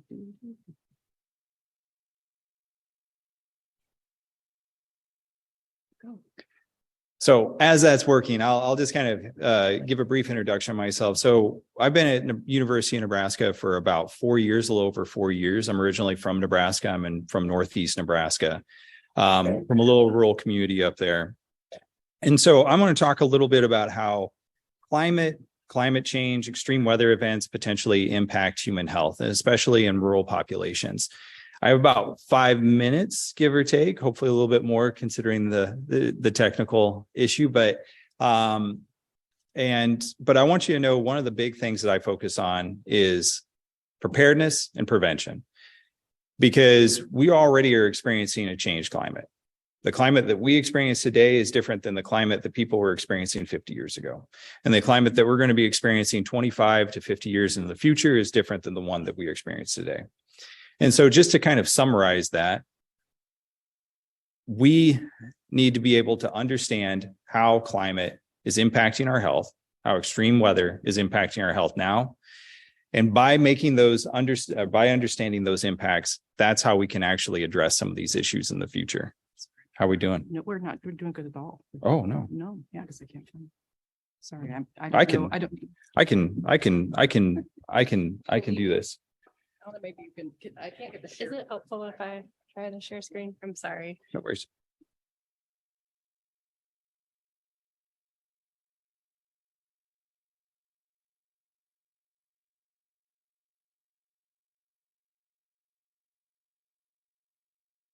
There we go. There you go.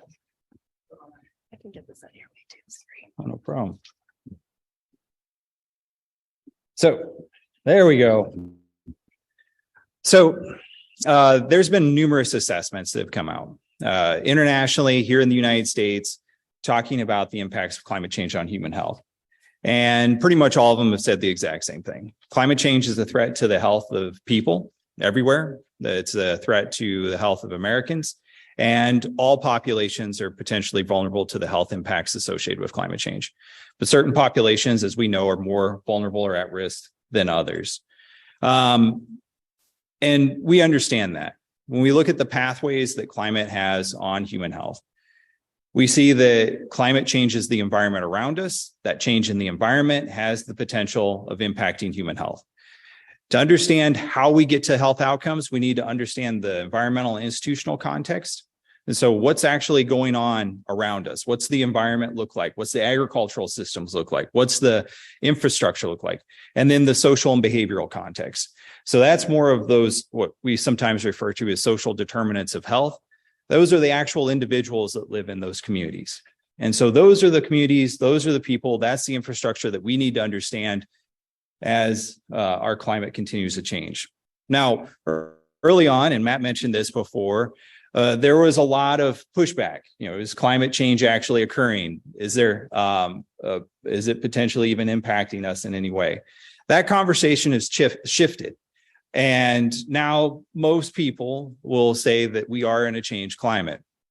But a lot of people feel like, one of the conversations now is, can we actually do anything about it?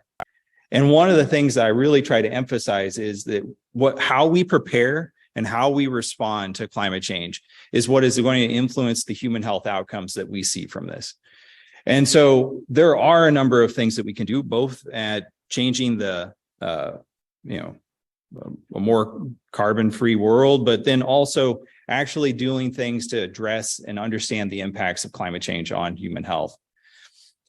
And this is just one example of how climate is impacting us. So this is calculated by NOAA, the National Oceanic and Atmospheric Administration. It's where I used to work. And so they calculate the number of billion-dollar climate and weather-related disasters across the United States over the last 40 plus years. And we've been seeing more of these billion-dollar climate and weather-related disasters in the United States. 2020, I always love talking about it because everybody thinks 2020 because of the global pandemic. One of the things that we should realize is in 2020, we had more billion-dollar climate and weather-related disasters in the United States that year than any other year. So we had a pandemic and we had $22 billion climate and weather-related disasters that were having significant financial and human health impacts across the US. And we've been seeing that trend increasing. And we're definitely familiar with that here in in this part of the United States, in the central part of the United States. One of the big ones that hit us recently that I've done some work on is the Missouri River and North Central flooding that happened in 2019. That flooding event that started in March of 2019 cost at least $10.8 billion of economic loss to this region. There were at least 3 deaths, hundreds of people displaced, and it was the costliest inland flooding event in U.S. history. And it had impacts on health.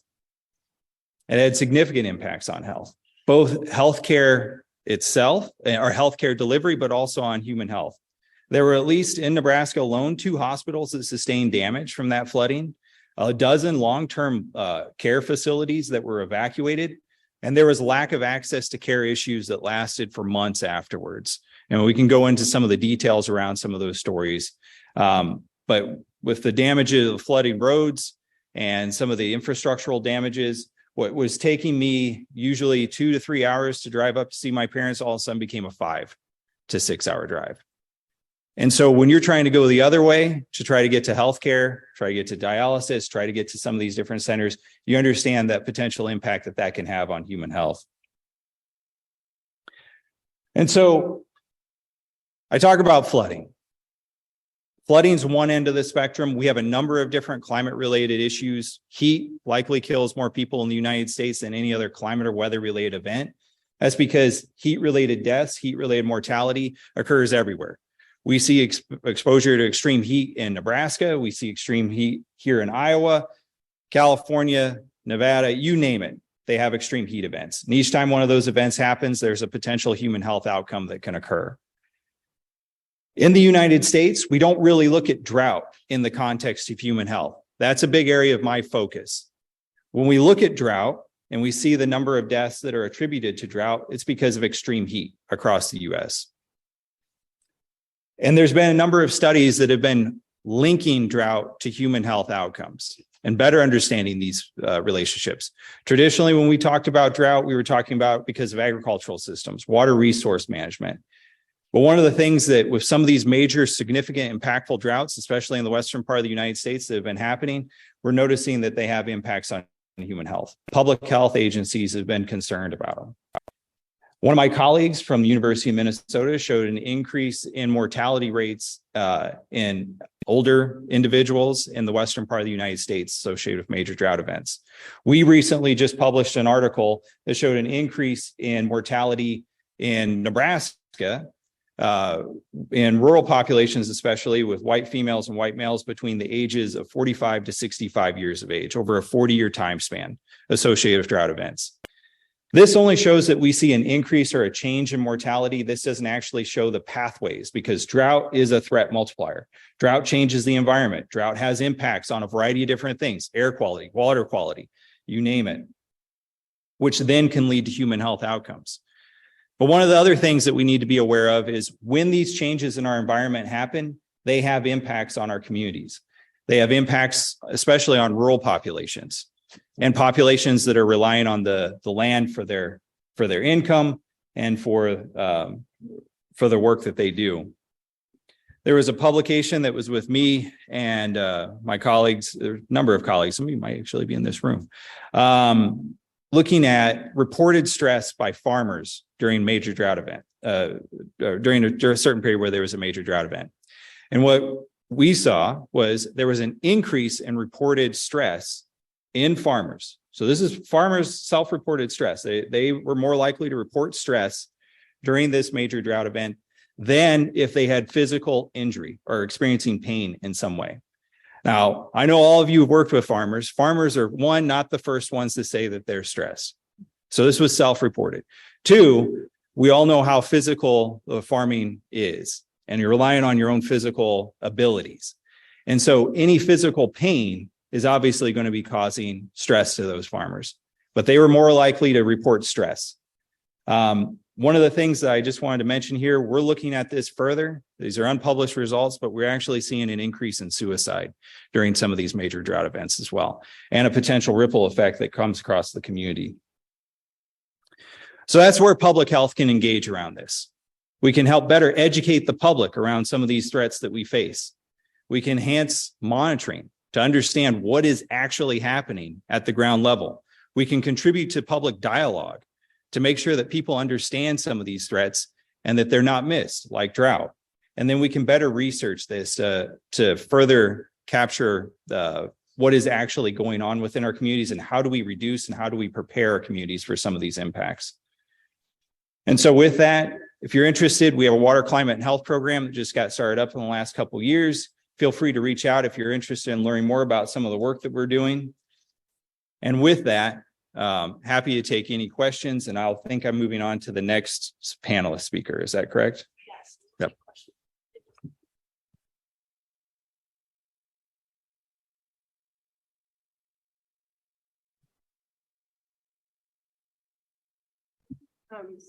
Mary, if you want to jump in now. Perfect. Thank you. Can everybody see my screen? Yep. Perfect. Thank you so much for allowing me to be here today. And I'm really sorry I couldn't join in person. This is the week before Thanksgiving is a terrible week in academia, let me just tell you. Unfortunately, I wasn't able to be there also to see my good friend Matt, who we have worked together for who knows, 2 decades or more. And I really want to thank Matt for his optimism in outlining how we can address changes in food and agriculture and really think about positive changes that can come along. I also want to, I'm really interested in both what Ahna said and Jesse said, because I see connections with both of them with what I'm going to talk about a little bit. With Ahna about the community aspect, and Jesse, I'm your fellow Nebraskan. I grew up way down in the south central part of the state, but I know a lot of people. I went to UNL with a lot of the folks that you probably know from the northeast part of the state. But I think one thing that really resounded with me with your presentation is that you talk about the changing climate. And I think it's really important to understand that we have developed this agriculture system that we're currently taking on. We developed this in an era of pretty temperate climate.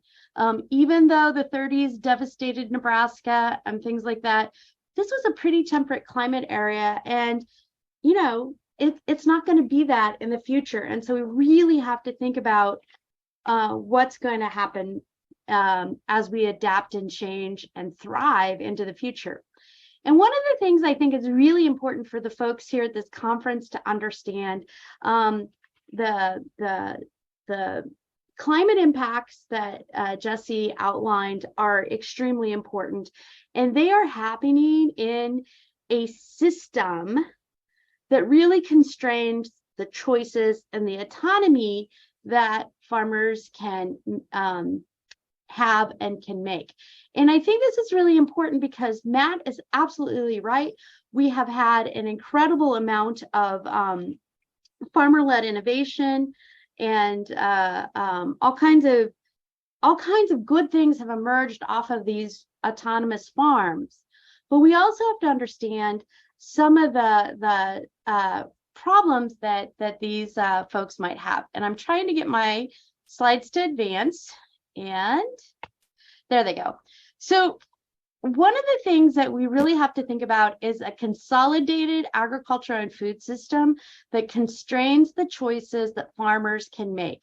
And this really limits the range of options that they might have in terms of how do we integrate livestock back on the farms. And people are doing it, but generally it's also putting on an added difficulty in many pigs and chickens, for instance, have to go to more of a direct market style because there's just not room in the consolidated animal sector for smaller mid-sized operations. And so this consolidated system may be limiting it's not may, forcing them into decisions they may not make in other circumstances. And that can really mess with somebody's mental health, right? Because you don't feel like you have the autonomy to really do fully what you would like to do. Now, farmers face fewer choices of where to buy their inputs and where to sell their products.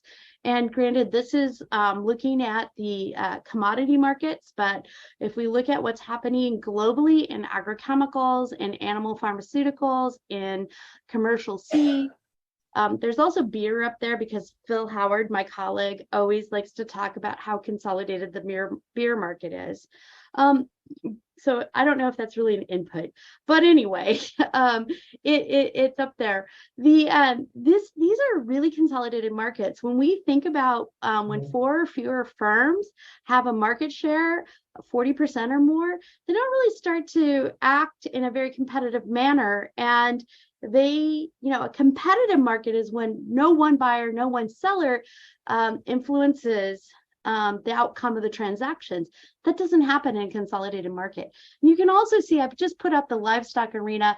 You can also see that we've got a very consolidated nature of markets in beef processing and pork processing and broilers and grain. So these farmers are really facing a lot of questions about what choices they can make. Now, this also means that we see a different landscape. And this is where I want to come back to what Ahna was talking about with community. So when I was taking pigs from our farm and a little stock trailer with 23 fat hogs in it and selling them in Crete, Nebraska, at a farmland cooperative, which then failed and was acquired by Smithfield. Back in 1987, our farm was just above the median. We raised about 2,500 pigs that we sold on an annual basis. In 1987, the median hog farm, had sales of 1,200 pigs. Look at what happened to that in 2017. It's up to 51,000, right? Look at what happened to the dairy arena. Look at what happened to broilers, which were very integrated already back in 1987. And so it means that you also have fewer farms, right? You don't have 243,000 farms with hogs, you have 66,000, right? We just have come out of an extremely stressful period in the dairy arena where there's been investments in larger herd sizes, but the small and medium-sized farms have been really decimated. But you can also look at this in terms of the median size of crop land, right? The average is 268 acres at average farm, but the median number of acres that farmers farm in crops and row crops is around 1,500, not quite 1,500 in 2017. So what does this mean for folks? One of the farmers that I used to work with quite a bit 20 years ago, he said to me, I used to look around and see what farms were going to leave. And I thought, oh, maybe I'll go get their land. I want to rent it. I want to get a bigger farm. And in 2000, he was farming about 3,000 acres. And he was very successful. He's 40 years old. And then the realization hit him. I look around and realize I have no neighbors. I don't have community now, right? Or if I do have a community, it's a lot of older people and there's not the younger people in that arena, which can also cause its own set of stress. And this is from Western Kansas, a study that was done in Western Kansas. I don't anticipate that you can read this, but essentially the idea is that with larger and larger equipment, larger and larger acreages, people don't buy things in their local town anymore. They go other places. You lose this face-to-face community. You might see community emerge online, but you lose this face-to-face community. And this is really, has hollowed out social relationships in Western Kansas that Jane Gibson, Benjamin Gray found.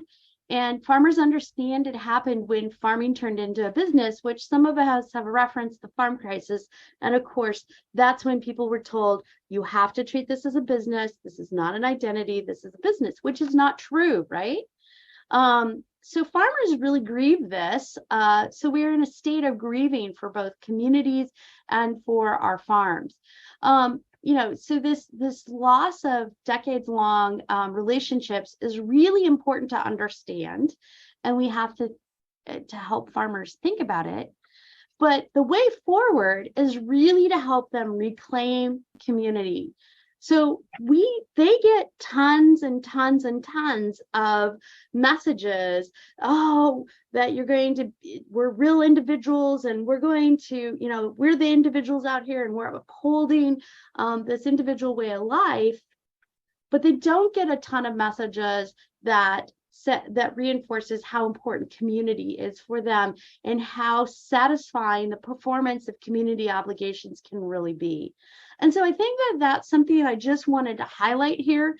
And I know we want to get into the questions, but I wanted to highlight those things because I think it's really important to understand that farmers are struggling because many folks do have these senses of obligation to their workers, to other farmers, to their community, to the ecology, and sometimes feel like they can't fulfill those obligations because of the system-wide nature of agriculture and food. Now, while there are many positive things happening, and I think that what Matt outlines is a beautiful vision of how we have to move forward. And it's absolutely critical, especially for younger generations, that we embrace that vision and help farmers move forward. And we have to think about it in the case of how we the constrained choices that many face. Now, I think that this administration has really, in presidential administration, USDA administration, has really taken quite seriously the challenges of the consolidated nature of agriculture and food. It is very much a bipartisan issue, and people are really asking questions about what we can do about this, in particular in reviving some of antitrust ideas that can protect farmers, but also workers and communities and ecologies. Now, I'm going to leave it there. There was just some reading I wanted to put up there, but I'm going to leave it there. And I think that Gail has a copy of my presentation, so I think it'll be available to you. But you can also find me here, and I'm enjoying being here virtually today. Thank you.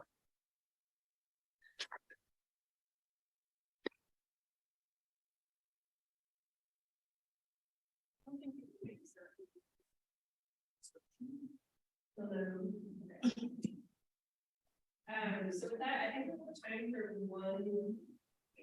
Anyway, I think we have time for one question to the panel, and then we'll move to audience Q&A. So I would encourage the panel maybe answer fully but briefly, because I would imagine the audience is excited to dive in with their questions as well. So I'm going to dive in with our first question, which is, what does a reimagined food and agriculture system characterized by health and safety look like to you?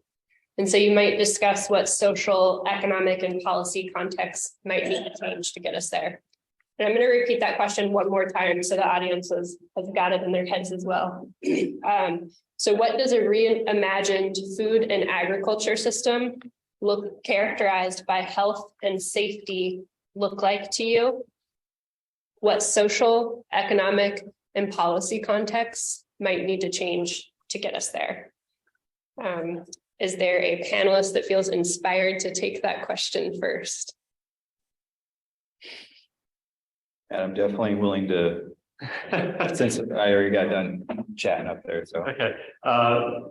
Yeah, I was going to say, they've heard from me, right? So we'll let them go, but I'll take it and try to be brief. I think the real challenge is, again, it's smart government. It's getting past, and I really heard this from one of the Turkey cooperative, Iowa Turkey Cooperative, one of their staff people really talked about, I'll just use as an example, talk about integration, right? And how they need their farmers, the turkey growers, they need workers. Their plants need workers. And we know that a lot of those workers are going to come from communities of people that were not born in this country, right? And they were really leading into that. And he said, you know, we've got to get past the politics and get people in a room and talk about common solutions.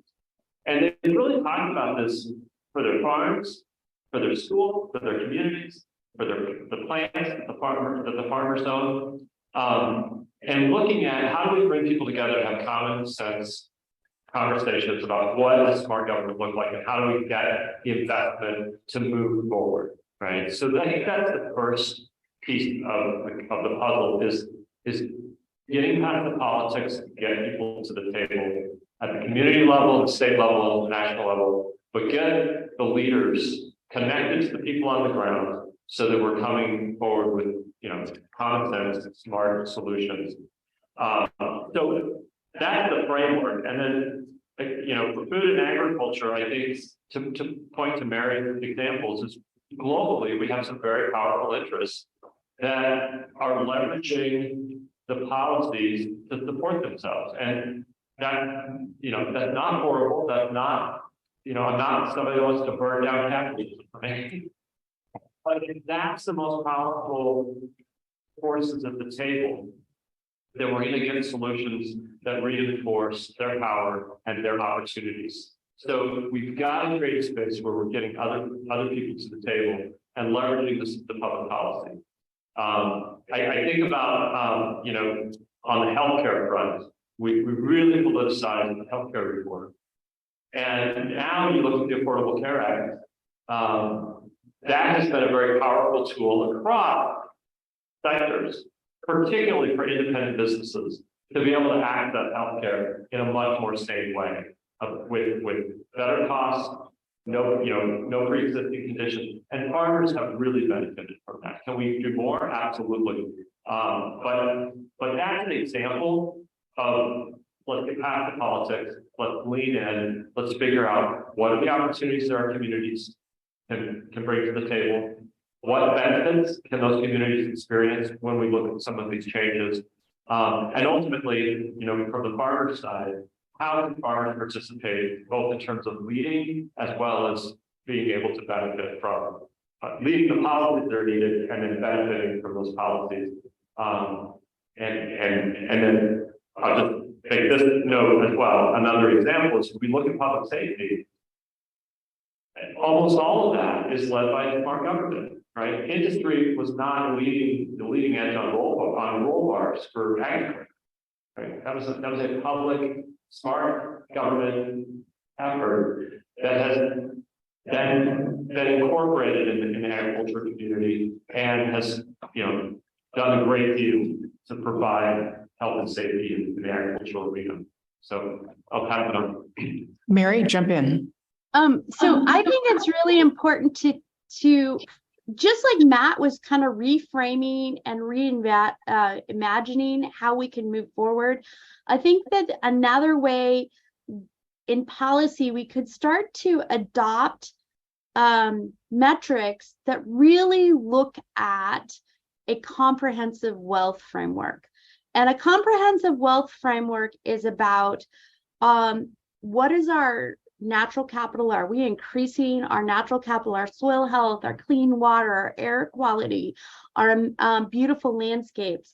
Are we building our human capital, building diversity, building educational attainment, building leisure and crafts and competence that way? Are we building our social capital in our communities by providing places for interactions and obligations and reciprocal ways of being in community together? Those metrics actually exist, but nobody pays attention to them. They're like, oh, look how many dollars, here's the GDP and all of this stuff. And that's really not what makes people's lives better. I mean, obviously money is important, but it is not the sole indicator of what our lives should look like. And we do have decent research from both economists and sociologists and economic geographers and so on that support this idea of building rural wealth. And when I talk to communities and I say, what makes your community what makes you love your community? Is it how much money you make in terms of jobs and so on? Or in your agriculture dollars per capita or anything like that? No, it's about the people. So one example I would give is the little community I come from in South Central Nebraska. They farming community, still have some locally owned businesses and so on, but they have a community foundation where people can reinvest in that community. My family has donated through that foundation. What did that foundation do? They're like, oh, childcare is a big need in rural communities. We're going to do this cradle to graduation kind of initiative. And so they have a childcare center that is attached to the school that we have young families moving in to my home community of 350 people because that's a place where they can get childcare. That builds the social capital, the human capital. And that needs to be measured, and that needs to be part of how we think about our wealth. Now, what can we do? That's really important for health and safety, and we just have to keep imagining that, bringing that up, making it the basis for policy decisions, and not letting financial decisions alone, the bond markets alone, and so on, drive our policy decisions. I'll jump in here. I'll kind of come up with what Matt Mary said. You know, I looked at this. There's real opportunity with some of these more sustainable regenerative agricultural practices to have real benefit within the community health as well. And I think sometimes that's missed in these conversations when, Nebraska, for example, we have groundwater issues as far as groundwater quality. And most of our communities in rural Nebraska are groundwater fed. Regenerative agricultural practice, sustainable agricultural practices have the potential of reducing some of our inputs within the system, which then can have potential beneficial inputs on water quality. We've done research looking at where we have some of the highest rates of pediatric cancer in the state, and that's in the areas where we have groundwater quality issues. And so one, there's that piece where it's a double benefit. You can address some of the climate related issues, but you can also be looking at community health as a whole, which also has a financial impact on those communities as well, because you have to address water quality issues in your state or in your town. That's millions of dollars. And that's millions of dollars of a community like mine that might be 1,000 people. There's not a strong base there of financial input to be able to deal with that. So that's one piece of it. But two, we understand that rural communities are strained when it comes to resources to address and deal with some of these types of issues, especially around climate or health related issues. In the United States, this is pre-COVID, so these numbers might have changed, but in the United States, we were spending somewhere about 1.5 to 3% of our total spending on health in the United States on public health prevention. Close to 95, 99% of what we spend is when people get sick and go to the hospital. I'm sure most of you are quite well aware of that. So we spend just a fraction on actually trying to prevent health issues. That fraction, then you look at rural communities. Rural communities are even more stressed and strained when it comes to some of this. There might not be a public health person, or there might not be the resources available. And so that's one of the things that we've been working on with some of our drought related work is how do you get that better integrated? Because, a public health official that's working in rural Nebraska or Iowa or whatever might not be actually, they might not have the resources to engage around this stuff. But if we're getting a full community effort, if you have investment in extension, if you have an investment and an understanding and education with your ag leaders, with people that are working in water resources, you do this as a collective, you can actually move forward and expand some of the opportunities to actually approach and deal with some of these complex issues. So I think that's, so just investing in preparedness and planning and prevention around some of these issues is key. Thank you. And with that, Brandi, you want to go to audience questions? Yes, I think so. I love participation. So turn it over to this smart group for questions or comments. Super cool question. Really? Yeah, most of you guys should know that both Jesse and I like powerlifting. So if you guys want to talk about lifting weights, you can talk to us. My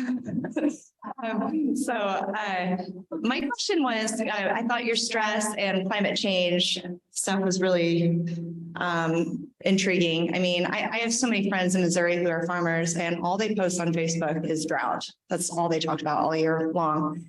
So my question to you is, when you did those studies, did you see differences in people who really primarily work with livestock and those who do row crops? Because the stressors are really, really different. And as we see with like rural veterinarians, there's a little bit of compassion fatigue when you are working with animals. And I think a lot of people think that people treat their livestock like livestock, that it's like just an edible thing. But most people are really connected to their animals. So I'd like for you to just see if you saw any differences and if you have plans to look at those differences. We have not, but that is a great point. And honestly, I think the best, the best anecdotal story that I have about that is during that 2019 flooding, and you would talk to some of the the hog producers and some of the cattlemen in Nebraska. When those floodwaters came in, it devastated their herds. They lost a lot of hogs, and they said you hear there's anecdotal stories out there where they're like, this had an impact on us. Like going out there and having to kill your cattle that are mangled in the field, putting your pigs down and burying them in basically a big ditch because all of them were flooded and drowned. That had an impact on them. And we didn't look at that, and we haven't divided. I think that's a great point because there's a variety of different reasons, everything from insurance to subsidies that potentially could help reduce some of these impacts in one area that don't reduce it in another area. I got invited a while back from, sorry, I think there was a little bit of feedback there, but I got invited a while back to be on a podcast down in the Southwest. And they were talking to this rancher in New Mexico, and they were talking about the drought. And they kept asking about his cattle. And he said, yeah. He's like, I appreciate that. But he's like, this is stressing me out. He's like, I think we're missing the bigger picture here, that these impacts of this drought are having not just on my cattle, but this is having impacts on me because I have to deal with all these issues. I have to make sure that all this stuff is moving forward. And so from there, they were like, well, we never even thought about that. And so then it was the USDA related podcast, and they were like, let's pull some people together to talk about the mental health impacts associated with this. And we're not unique to this. Internationally, we've seen this. Australia and rural communities and agricultural communities have seen an increase in suicide during drought events. Bangladesh, India, Africa have all shown these types of relationships. So this isn't something that we're unique to here in Nebraska or this part of the country. So yeah, there's a lot more work that I think we need to do, understanding some of these stressors. And then if we understand these stressors better, one, we can potentially provide government assistance programs, but also making sure that we have directed resources to those individuals. And so everything from the church groups to public health to healthcare professionals that are in some of these rural communities being like, hey, red flag, we've got a drought event. These are your populations. You need to start thinking about, are we messaging? Do they have the resources? Are there other things that we need to do as well? So I was trying to pack everything in there. Sorry, that was a long answer. Yeah, and I'm glad you brought up the subsidies because I didn't say that out loud. That some are subsidized, therefore protected, and other farmers are not. Yeah. And that's one of the things, going back to Australia. Australia did not have a lot of crop insurance programs in place. And when they did a study back in the early 2000s, that's where they saw the increase. They've done some of those studies since then. They've changed some of those practices, but there's also been more engagement and around these issues as well. And they had a harder time finding that relationship between suicide-related deaths and farming communities, some of the recent droughts. Thank you. Any other comments from the panelists on that topic? We will go to our next question. Can any of you address the One Welfare movement? Do you know about it? It's a movement that is taking place around the world, especially started in Canada, that looks at health as a continuum from organisms that are simple up to the most complex. It looks at then the health of plants, animals, and humans. Also looks at the behavioral well-being from simple organisms up to the most complex. So it's a concept that sees health as a continuum rather than as having unrelated factors. It's a nice concept. Did you say One Health or One Wealth? One Health. One Health, not One Wealth. I heard that as wealth. I think there are lots of experts on that in the room. Other questions? Well, I can jump in on that. I completely agree. I mean, when you look at, going back to the agricultural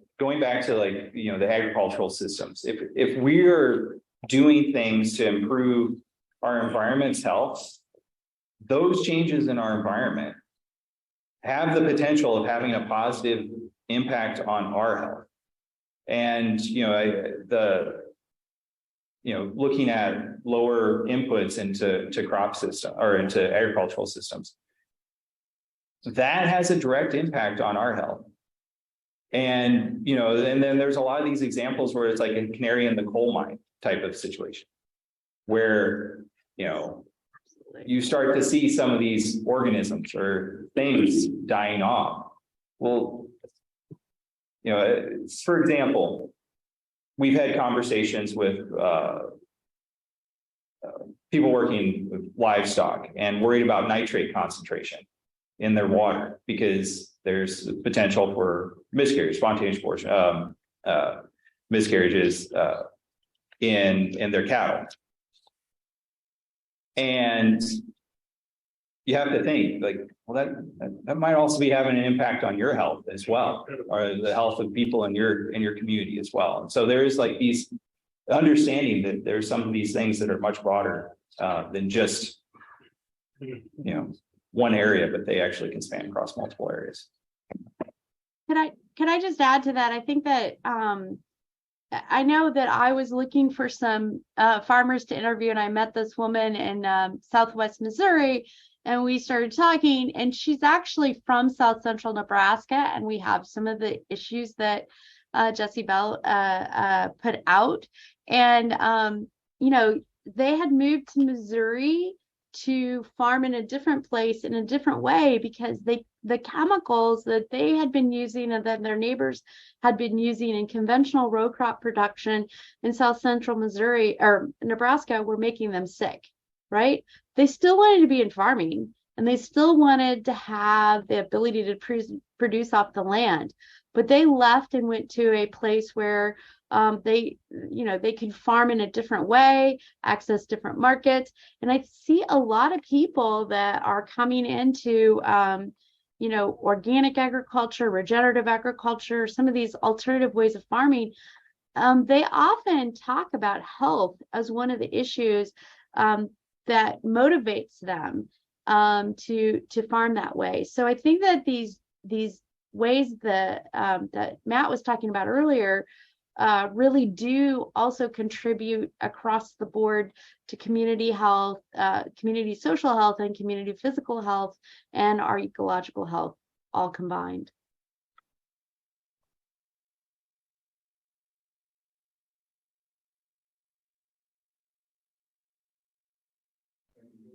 Or quite simple illustration or example. Researchers in Sweden have found that the emotional well-being as rated by workers on dairy farms and in cattle feedlots, that their rated health was related to, or that their health was related to the number of veterinary visits to the facility and to the somatic cell count in the milk that the dairies produced.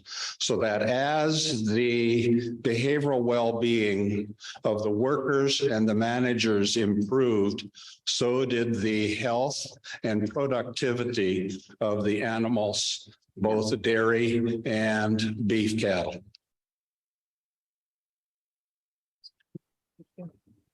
Questions? Oh, Joe. Thanks. Thanks for the panel and the presentations.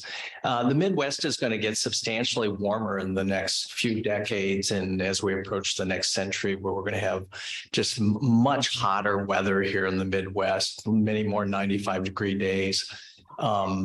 And Matt, you mentioned the work of the Inflation Reduction Act in terms of some money that's going to be available nationally for ag purposes. I think loan support or some sort of financial support. Can you describe other impacts or other potential opportunities of the Inflation Reduction Act for trying to reduce emissions in the 2020s here as we look ahead to these this really hot changing world we're going to inherit here? Yeah, I think a lot of this is focused on buttressing existing conservation programs and actually increasing staffing at Natural Resources Conservation Service, as well as third-party technical assistance. So two things. One is looking at what works in the field already and making increased investments in that. And then looking at innovation that could be coming and further program development, and then staffing up to be able to support the farmers to deliver on that. So that's a specific thing. The climate, the Partnership for Climate Smart Commodities, similar vein, and so that notion of shifting from conservation in this bucket over here and production over here, but integrating them together so that when we're doing, you know, what we would traditionally think of as productivity on our farms in terms of growing things, that we're actually adding part of that productivity is the ecological benefits that come with that. And that's a big change. And so we've made some, you know, Congress and then this administration is making some specific investments in moving that forward. And I think another thing to just think about is that if you'd asked me 5 years ago, in terms of investments in farmers and agriculture, ranchers, foresters, if you just said, where do those efforts come to support our rural communities and farmers? Almost everyone would say farm bill. And it's always, we don't want to open up the farm bill, right? So we keep the farm bill intact, maybe a little supplemental here and there, but, you know, keep the farm bill intact.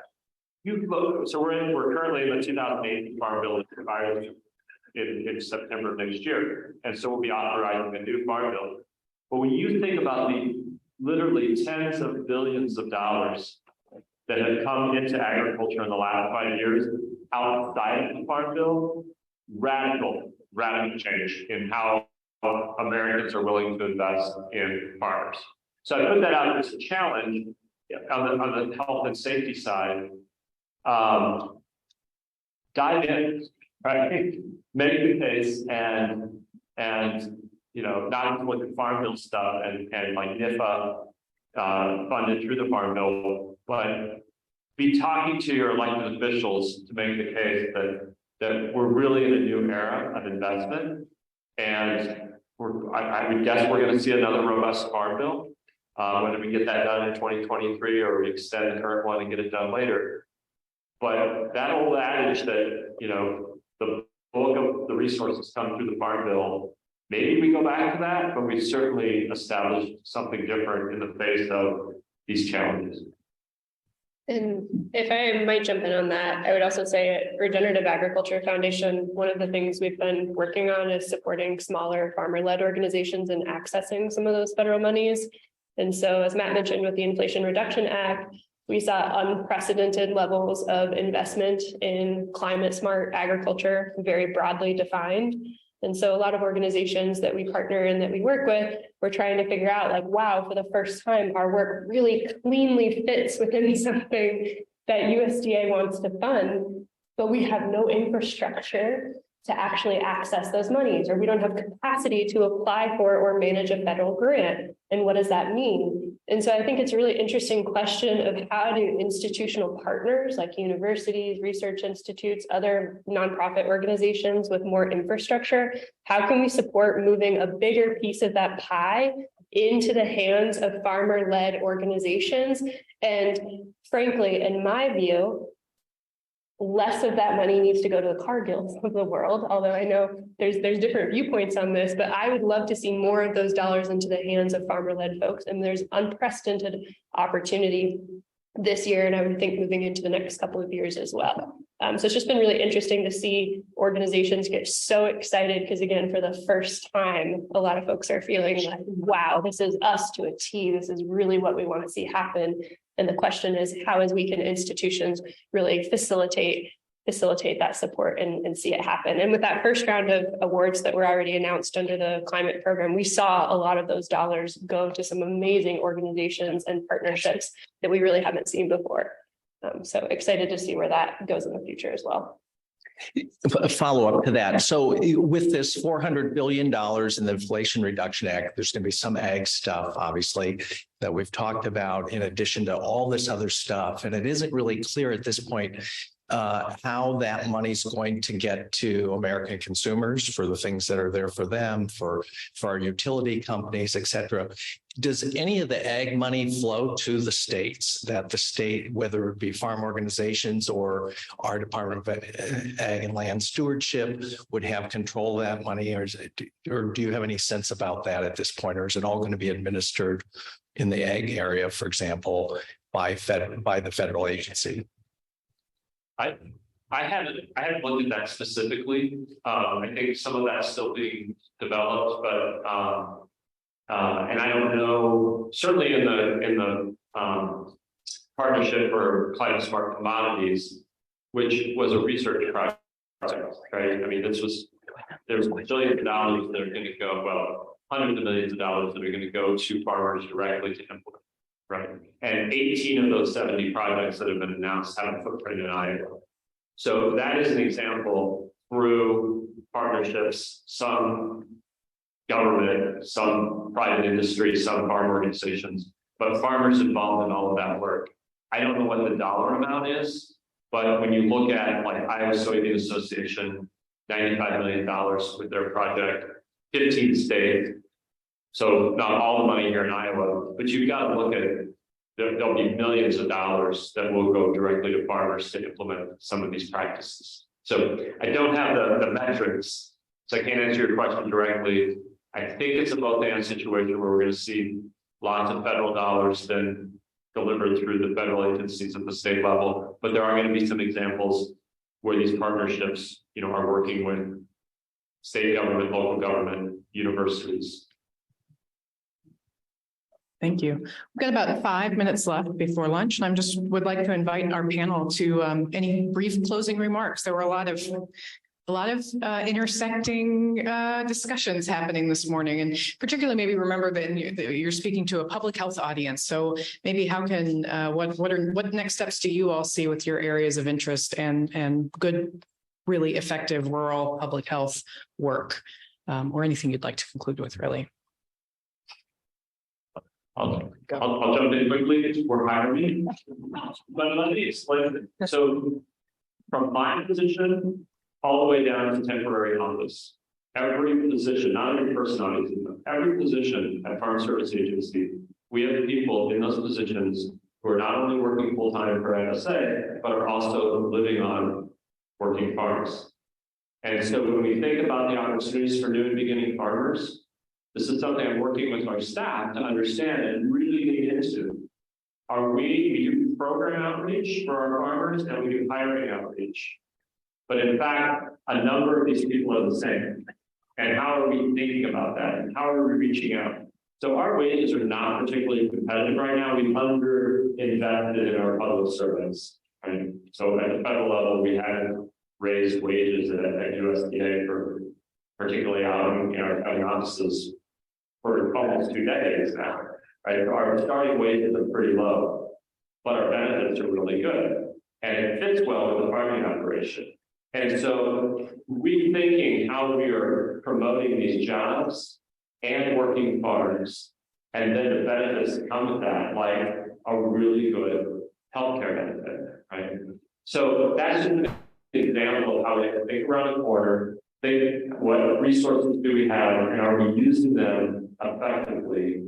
And I think that's something where Iowa FSA and nationally we're looking at, they understand as well, because they have the same situation where their employees in their county offices are also involved on working farms. This is a huge opportunity for us to get some smaller, new and beginning farmers into some careers that align with being a farmer. And so that multiple income streams for rural families, so that you've got farming, off-farm, other opportunities to get into a wealth creation model, not only for yourself and your family, but for the community that you're embedded in. So there's my closing pitch. Go ahead, Mary. I think that what I heard from Matt's talk and the panel and the questions is this idea that we've got to move away from an individual understanding of health and into this community-wide and system-wide understanding of health. And this is particularly important in the rural areas and agricultural areas, that it's not just about the health of a particular farmer who might be at risk, but it's about the health of the community and the relationships both between people and within the natural environment. And I think that that's something we have to prioritize. It seems like the folks in the room are really thinking about that.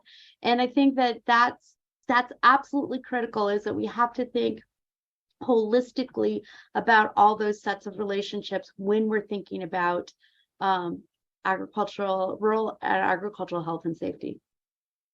Thank you. Nice. No, I would say if I had to add to it, I think both of you made wonderful points. One, we're hiring too, so but no, definitely not that level. But I think one is normalize and destigmatize is two areas that I probably want to emphasize. Both with mental and behavioral health, if we start to normalize the conversation, destigmatize the conversation around some of these issues, I think that's incredibly important. And then in the same context, climate change and normalizing these conversations where we talk about it with our communities, talk about how do we better prepare and prevent some of the impacts. And so that would be one of my call to action to each individual in here. As you're moving forward and you're working in your communities or you're working with the groups that you're associated with, if there's a way to integrate climate change preparedness into your work and reducing the impacts that you see within your community now, that'll help better prepare your community for the future as well. And so this is definitely going to take a lot more than just the public health departments to be a part of this. This really has to be an integrated approach. That was all brilliant. So I'm not sure I have a ton to add, but I will say, I think what comes to mind for me is just how do we widen what we mean when we say agricultural health and safety and sort of normalize those discussions as wider.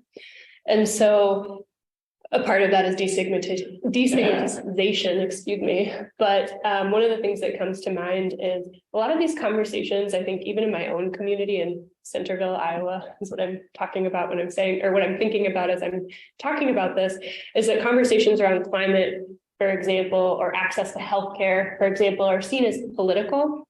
And I think when we say something is political, what we're really saying is we're talking about shifting power, right? And I think that what we are talking about in this room is not electoral politics or political parties or things like that. What we're talking about is shifting powers and shifting institutions and shifting structures. And that's a part of our work as folks who are working in agriculture, in public health. And I don't think those things have to be bad. I think it's just a part of the recipe for making change and for building a system and a structure that works better for agricultural communities, for agricultural families, and for the economies that we all rely on. And so I guess I'm just left with a couple of questions, like, what if people didn't have to leave their communities? Like Mary, you were talking about the family who left their community because their health was adversely impacted by the pesticides that were being applied. We built a system that didn't have to happen, right? Like, what if we built a structure so that the $20 billion in the conservation titles that came through the Inflation Reduction Act, that our land-based and agricultural and farmer-led organizations had access to those dollars and had institutional supports in applying for those dollars so we could get more of those monies circulating in our communities. If we looked at childcare, I think this was another point that Mary had brought up. What if we looked at access to childcare? Could adverse outcomes be reduced? You know, if we looked at cattle and drought specifically and sort of leaned on some of the research, that you discussed, right? Like, could adverse outcomes be reduced? And so I guess I'm just left with this question of, again, how do we really widen what we mean when we say agricultural safety and health? How do we normalize those conversations and not shy away from things that might be considered political, which again, none of us are talking about electoral politics or parties. What we're talking about is shifting power. I just have to disagree because I didn't pick on that, but you said climate denial, right? That's a negative term, a climate denier. I'm not a climate denier. I have skepticism. And what you're doing is you're labeling me as a denier, weakening my position, right? Well, all I have to do is say, I just got a different opinion. I have a different idea. So when you come off and say, I'm a denier, that puts up a wall. That brings politics into the discussion that doesn't need to be there. Say, hey, why do you think climate isn't changing? Maybe I have, a different interpretation of the data. We can just be people and agree to disagree. But when you say I'm a denier, that is, why not just say there's a person who disagrees with me? Yeah. So I'm not going to back away from identifying that there are politicized conversations and efforts. And I'm not going to back away from there's been a very political effort to encourage people to deny climate change from a political standpoint.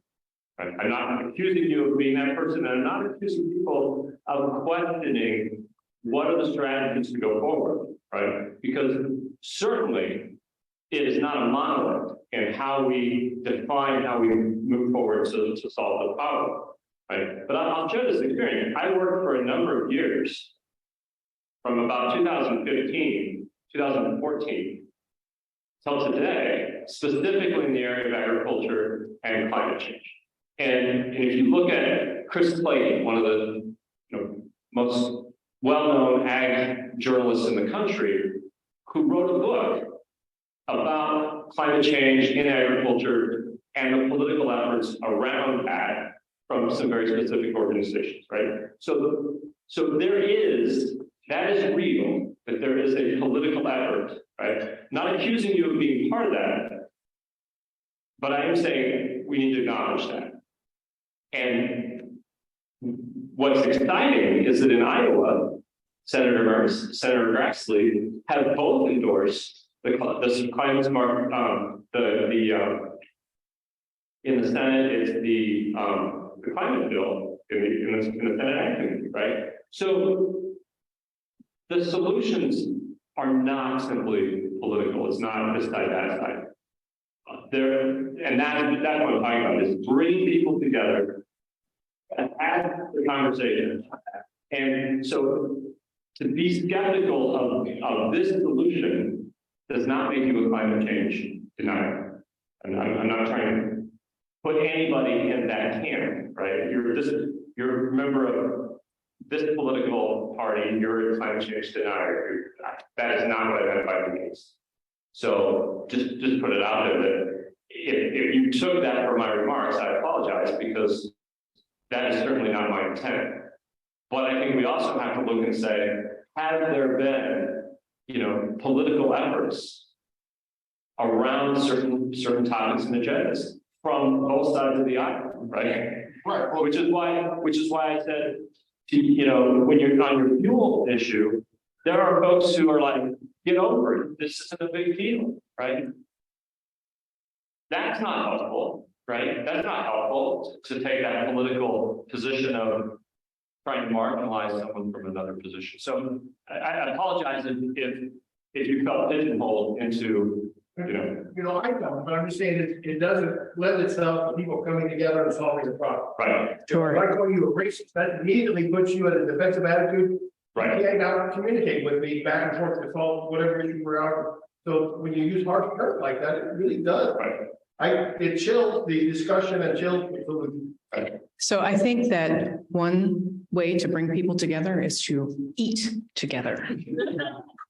So I'm going to advocate at this moment for lunch, and I'm going to, with great gratitude to our panelists this morning, your time, your expertise, your thoughtfulness, your engagement. Thank you so much for kicking off our couple days together this morning.